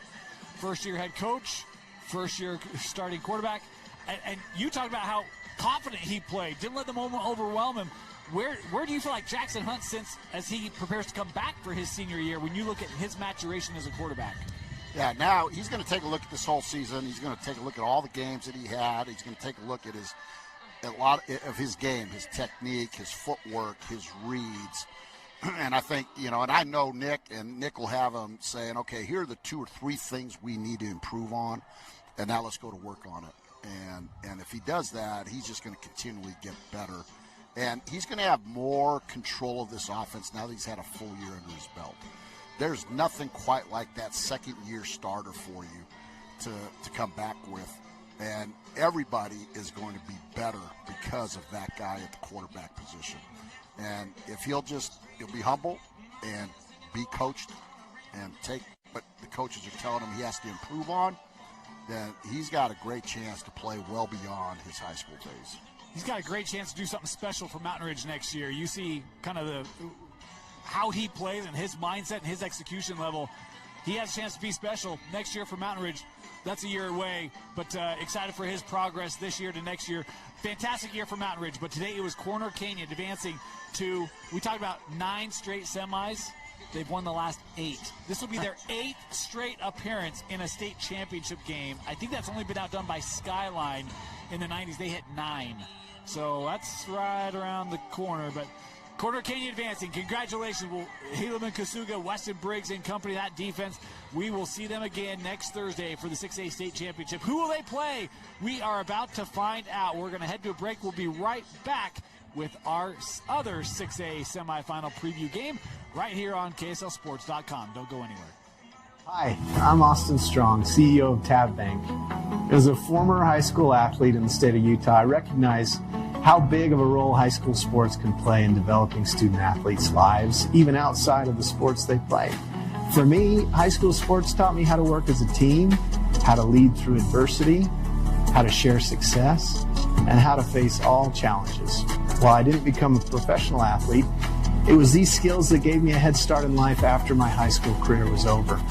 That's why Tab Bank is proud to sponsor KSL Sports Rewind's mission to highlight and promote student athletes and the communities in which they play.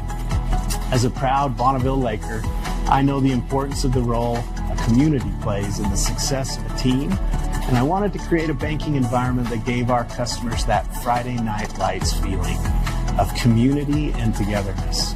Our goal is to provide you a premium banking experience.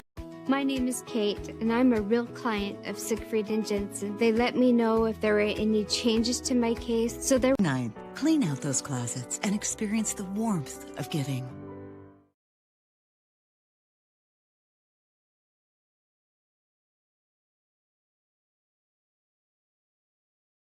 As a proud Bonneville Laker, I know the importance of the role a community plays in the success of a team, And I wanted to create a banking environment that gave our customers that Friday Night Lights feeling of community and togetherness. Our goal is to provide you a premium banking experience that will help aid you to accomplish any goal that you have in your life. We believe that whether you are a heavy favorite or the battle-tested underdog, Tab Bank can provide you a winning game plan for any of your financial needs.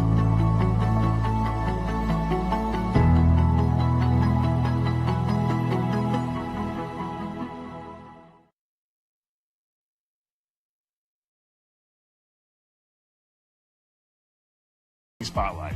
Today's play of the day goes to Becky, a single mom who just got her son Max a youth debit card from UCCU. This is a big win for Max, who knows that UCCU. Welcome back to the UCCU Savings Spotlight.